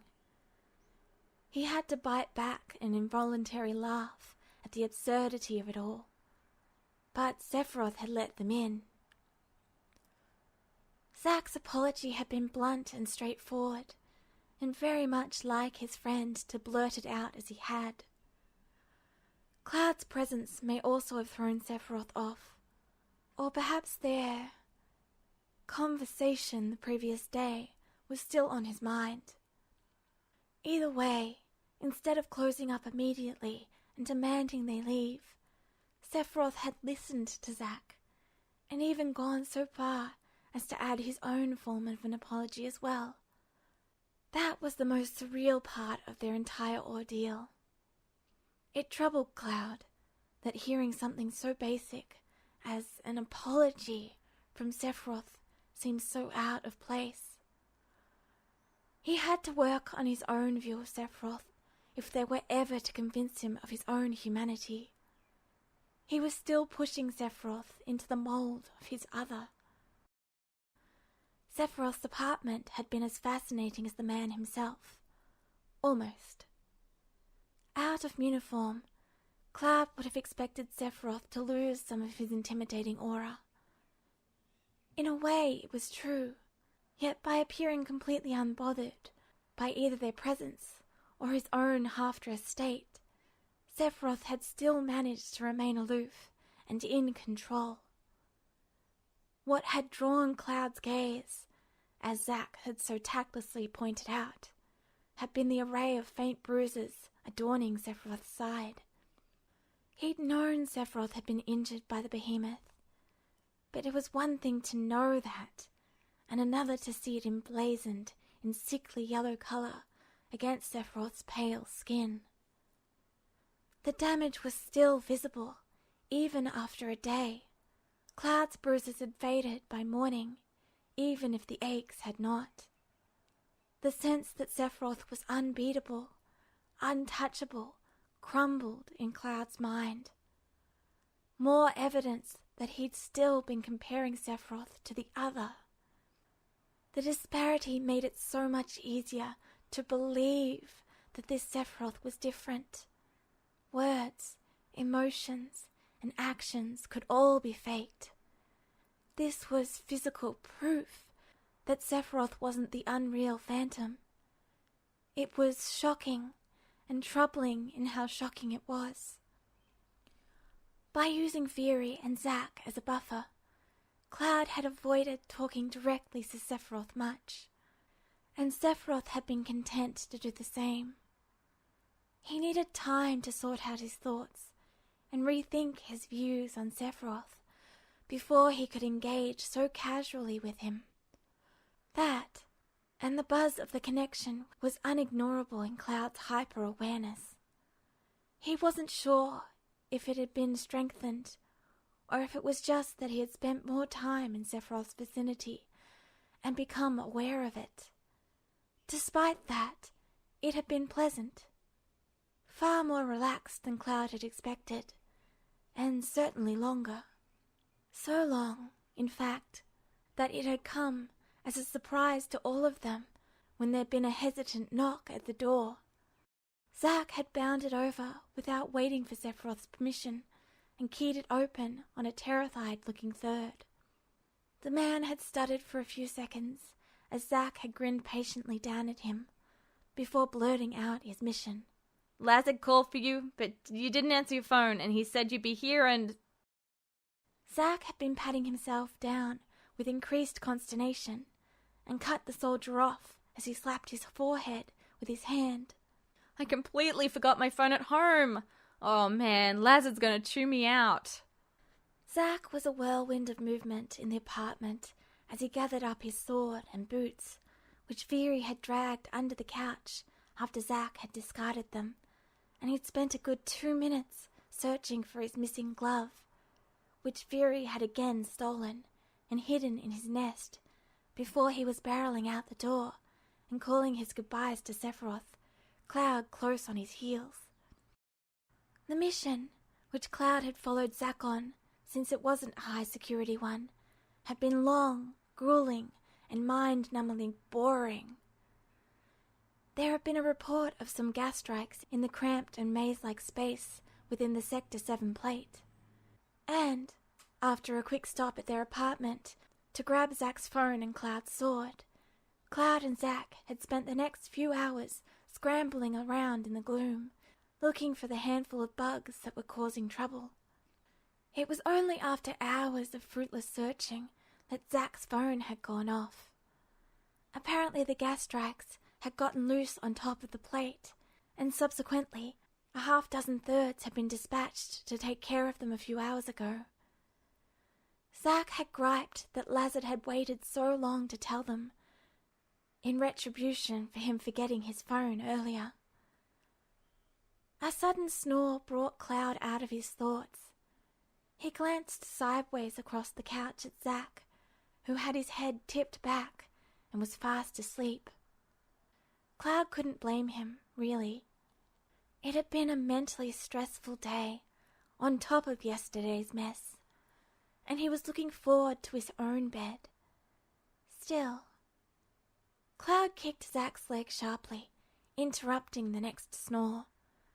Zack snapped forward and nearly toppled onto the floor at his abrupt wakening.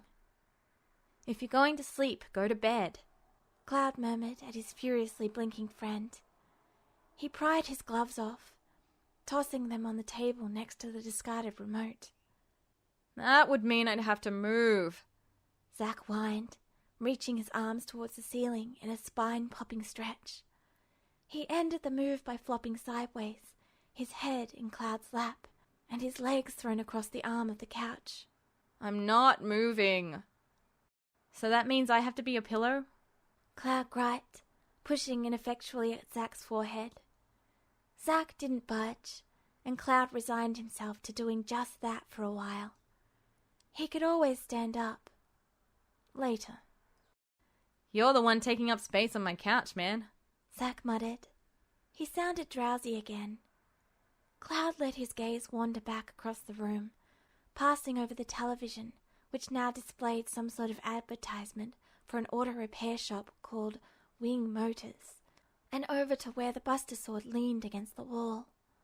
The gleaming blade was well taken care of, as Zack kept it maintained in remembrance of his mentor. "Are you okay?" Cloud asked after a moment. About Angeal?" Cloud clarified. There was a lengthy pause. Cloud was almost certain that Zack wasn't going to reply. He wondered guiltily if he should just drop the subject and let Zack deal with it on his own. He hadn't gotten much out of Zack last night before Zack had been distracted by his own negligence over talking to Sephiroth. That had kept Zack's attention in full-on fret mode, and Cloud hadn't wanted to bother him further. Now that things had resolved themselves, Cloud wanted to know that Zack really was doing okay, and not just putting up a front.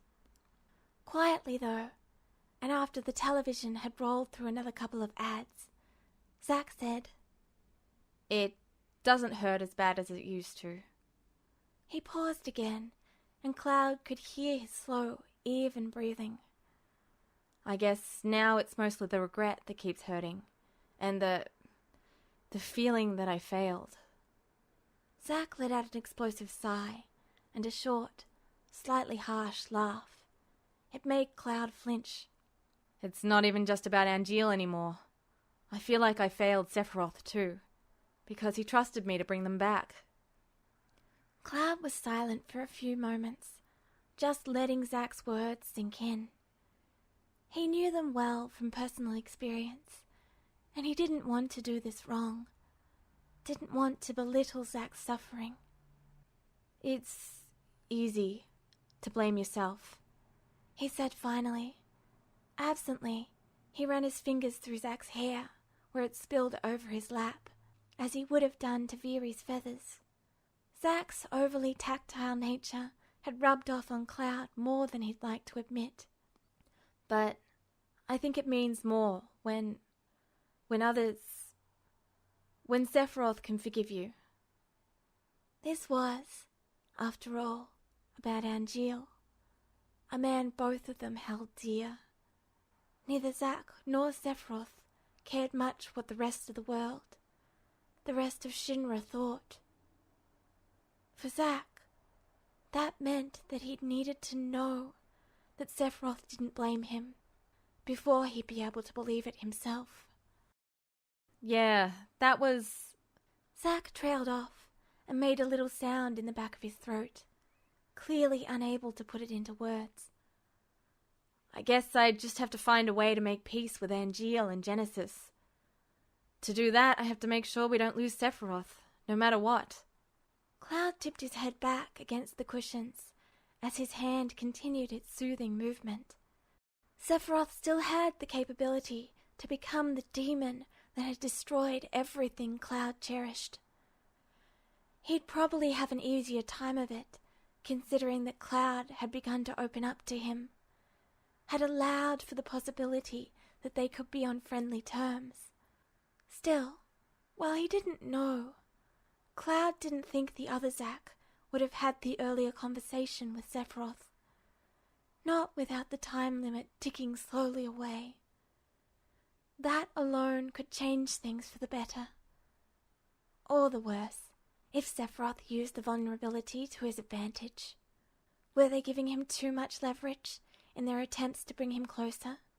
They wouldn't be sure until it was too late to change things anyway. Hearing the conviction in Zack's voice about saving Sephiroth no matter what brought the painful reminder that Zack could, and if it came to it, would, do anything for his friends.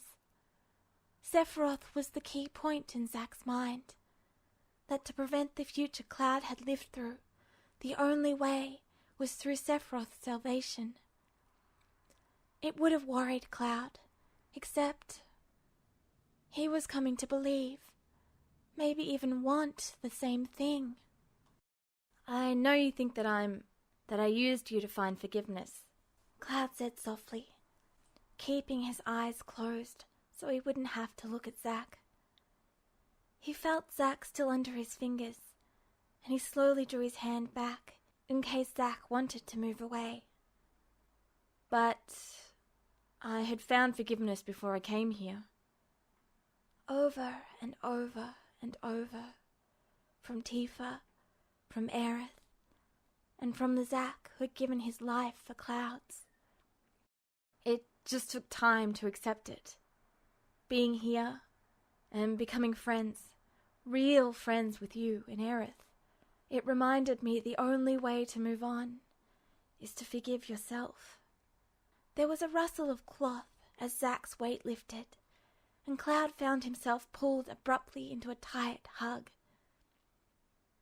You sound like Aerith, Zack muttered, his face buried in Cloud's hair. Cloud gripped Zack's shirt in his hands, pulling his forehead against Zack's shoulder. All wise and stuff. He paused a moment, then, voice thick, added, You know I don't blame you for being really screwed up when you first got here, right? I know, Cloud replied weakly. It's one of your more foolish decisions. The joke was a weak one, but it got a responding chuckle out of Zack. Reluctantly, Cloud loosened his grip on Zack, and a moment later, Zack relaxed the embrace. Instead of sitting up like Cloud had expected, however, he flopped back down into Cloud's lap again. Right up there with being too friendly and having absolutely no focus? Those aren't decisions, those are afflictions. Cloud relaxed back into the cushions again, feeling oddly energized but completely reluctant to move. What about you? Are you okay? Cloud glanced down into Zack's worried blue gaze, and he shook his head ruefully. You mean about Sephiroth? I don't know, he admitted, frowning at the memory of their fight.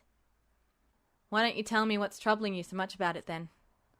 Remembered disappointment and anger washed over Cloud as his fists clenched involuntarily, and his mind flickered inevitably to what he'd been trying to avoid thinking about.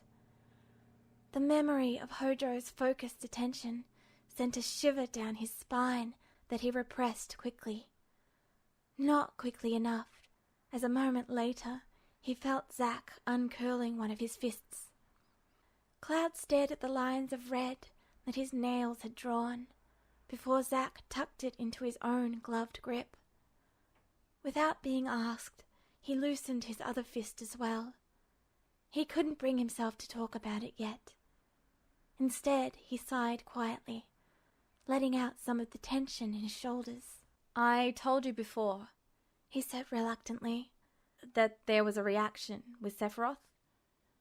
He told Zack about it before, but the strong reaction was worrying enough to at least mention. He could do that much. There was still the faint pressure in the back of his head, one he hadn't consciously noticed before, but now recognized as Sephiroth. Nothing tangible came down the connection, as Sephiroth's emotions were calm, and Cloud was actively blocking any reception from it. He could almost imagine it wasn't there at all. Right, and something about his freaky knot, Mom. Zack agreed promptly. Cloud grimaced slightly in agreement. He couldn't find the energy to bring up more humor at the comment. It's not that simple. He began running his hands through Zack's hair again absently. It was calming. Sephiroth is able to get in my mind. And yesterday, that had been so thrilling and terrifying all at once. A contradiction of longing and dread that left Cloud confused at what it was he really wanted, or what it was he feared. With a frown, Zack offered, And yesterday something with the connection happened that was like that? Yeah, Cloud agreed softly. I'm not sure why it happened. I only noticed... He cast his mind back to the moment it had become clear, an understanding that came from the uncertainty invading his mind. He, the other Sephiroth, was able to sense my thoughts too. And when I was too weak to fight it, he was able to control. He let out a breath, closing his eyes tiredly. I'm afraid Sephiroth will be able to use it against me and force me to do things again. Kill Aerith, or maybe even Zack this time. Would he do it though? If Sephiroth had the opportunity, would he take it? Or was the humanity in him that they were carefully kindling enough to stay his hand from taking advantage of the vulnerability? Well, that's supposing he even realizes the connection is there. Zack said reasonably. You know, because, well, that's obvious. But Sephiroth has no reason to even begin guessing, right? Cloud nodded slightly. Maybe. It hadn't seemed like he'd noticed in the apartment. Cloud had been watching for any reaction, but not even the faintest emotions had emanated from the link. It had made it difficult to judge Sephiroth's mood. The following silence was comfortable, despite the strain of emotions, until Zack knocked his knuckles against the side of Cloud's head. And? He prompted. Come on, buddy. I know there's something rattling around up there that's really bothering you. Grimacing down at Zack, Cloud had to accede the point. Hojo, he admitted quietly. He was very interested in me. Zack gave him a wide-eyed, disbelieving look. Seriously? Of course Hojo's interested in you. He probably has been since you got here, I bet. Nodding, Cloud looked away. His hand tangled in Zack's hair, and he spent a few seconds carefully untangling the strands from his grip. Maybe Zack couldn't understand Cloud's unease. He was glad of that. It meant that Zack hadn't seen, hadn't experienced the worst that Hojo could do. Sephiroth wasn't impressed. Had he been in a more receptive mood, Cloud might have found it funny how Hojo had shied away from Sephiroth's dismissal. At the time, he'd been grateful that Sephiroth was content to deflect Hojo's attention, mental connection or not. The anger Cloud felt from Sephiroth hadn't helped matters much. Angeal said something once, Zack mused. about Sephiroth being in his usual mood when he blew off Hojo's protection. I don't think he likes the guy. At all. He didn't then either. Cloud agreed. Another silence lingered over them for several minutes. The television screen flickered with its program, casting a sheen of blue-white light over Zack's shoulder. For a moment, Cloud was certain that Zack had drifted off to sleep again. Then, Zack's quiet voice asked a question that had been plaguing Cloud's mind for a long time now. How are we going to do this? Fire danced through Cloud's memories. Nibelheim was the trigger.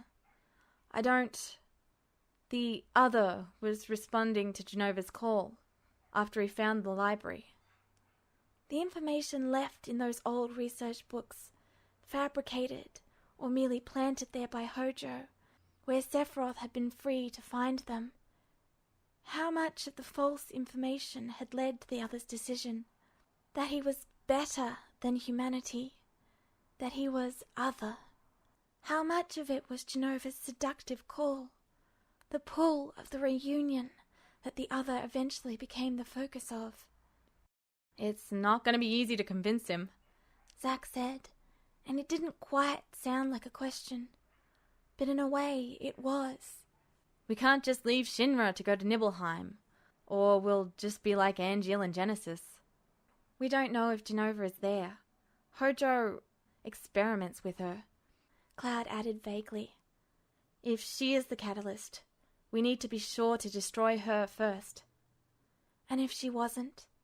He still wanted to make sure to keep Genova out of Shinra and Hojo's clutches.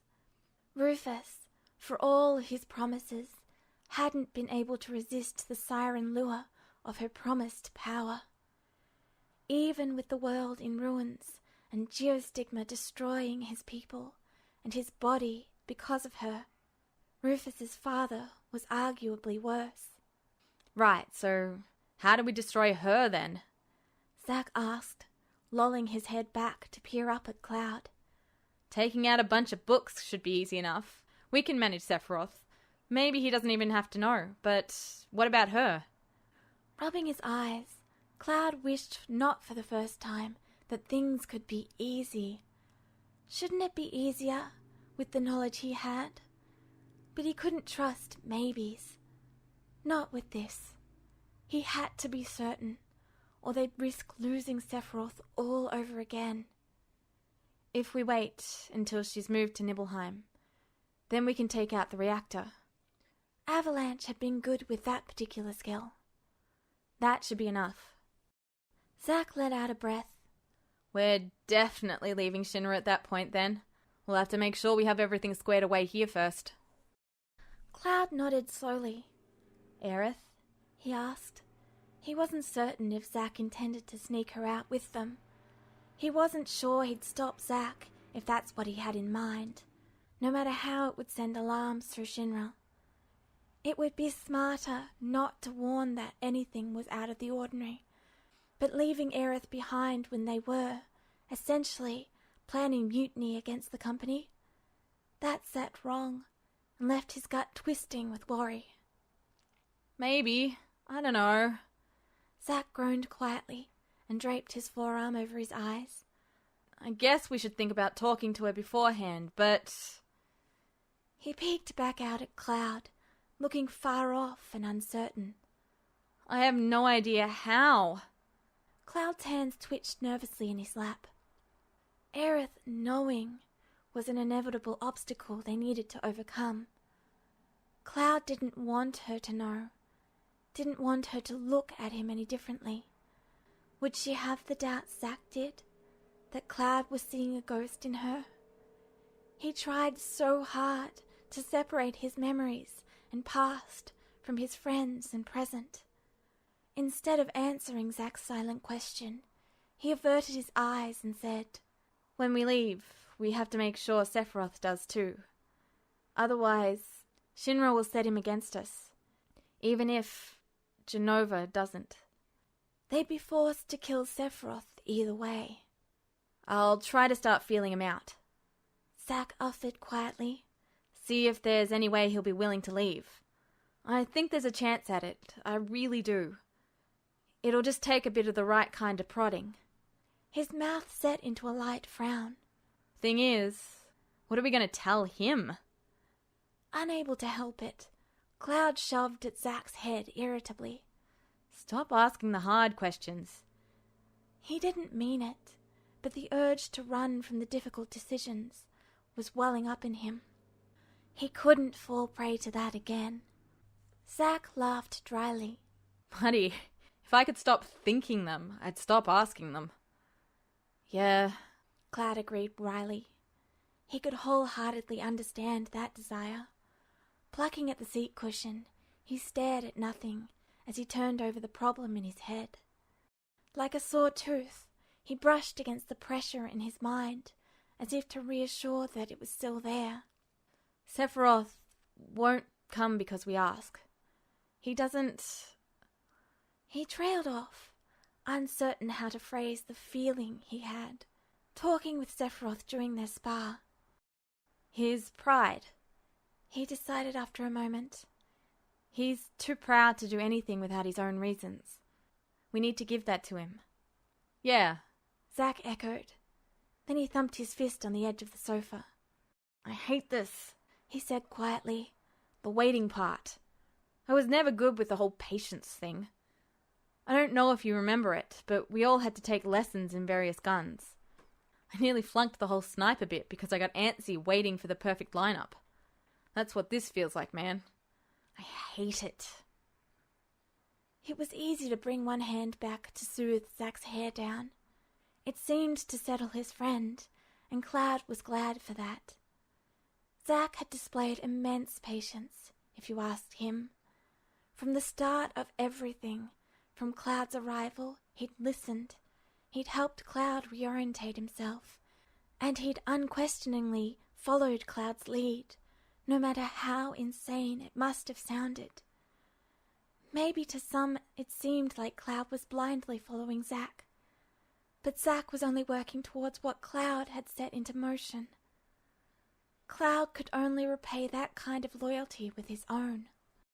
Haltingly, Cloud began to talk in a low tone.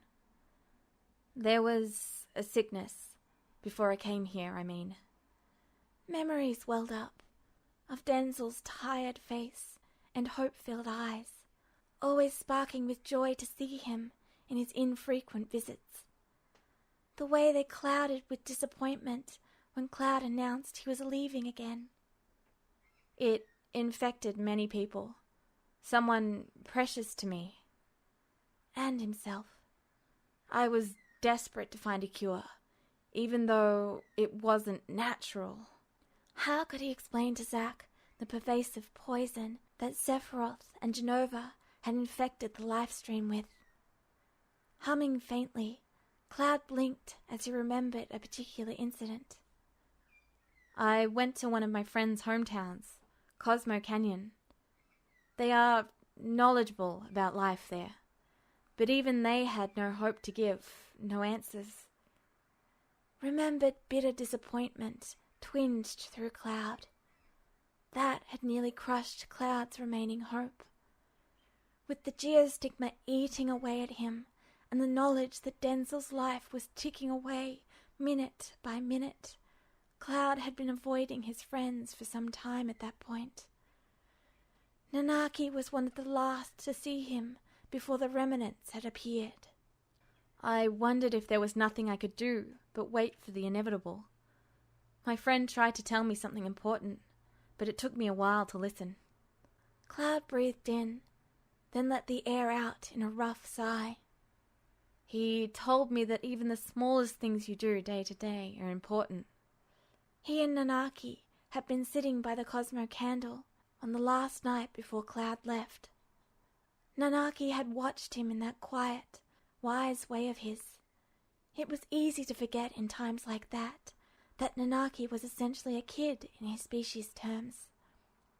He took his grandfather's teachings seriously and imparted the wisdom of them just as seriously in turn. Thinking back on it, Nanaki might have known that Cloud was running away. It sounded worthless at the time, but what he meant was that there's always something to be done.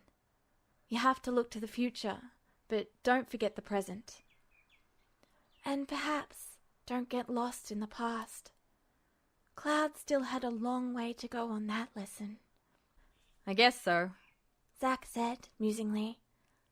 His nose wrinkled up briefly with discontent. The whole waiting thing still sucks, though. Cloud focused his eyes again, then looked at Zack's face. Knocking against Zack's forehead lightly with his knuckles, he admonished, So don't wait. What can you do now? With a faint snort, Zack offered, Sleep on it and think about it more tomorrow? Cloud ran his free hand through his hair, before glancing over at the wall clock. It is late, he agreed, trying to get the energy to get off the couch and make his way to his bedroom. Zack blew out a breath in a manner that wasn't quite a sigh, then rolled into a sitting position. Yeah, he said. And hey, try not to worry too much about Hojo, all right? Cloud tensed, but said nothing as Zack continued. If he does anything, I'll be right in there after you. Cloud gave a slow nod of agreement. You know I'll kill him before I let him do anything. He said it casually, but it didn't take away from the severity he felt. He'd play Shinra's game, but he'd never play Hojo's. And then we'd have to get out of Midgar fast, Zack said ruefully. I don't want to think what the Turks would do to us if they found us hiding out in the slums. Anyway, you should go sleep and stop worrying yourself sick. Yes, Mother, Cloud said, tossing one of the couch pillows at Zack's head as he rose off the couch. He paused in the doorway to his room, looking over his shoulder as Zack removed his shoulder armor, obviously preparing to sleep on the couch. Well, it wasn't the first time Cloud had come out to his friend sprawled out there. For his own sake, if nothing else, he'd try to take his friend's advice and not worry about it. He closed the door quietly behind him. There would be plenty of time for that tomorrow.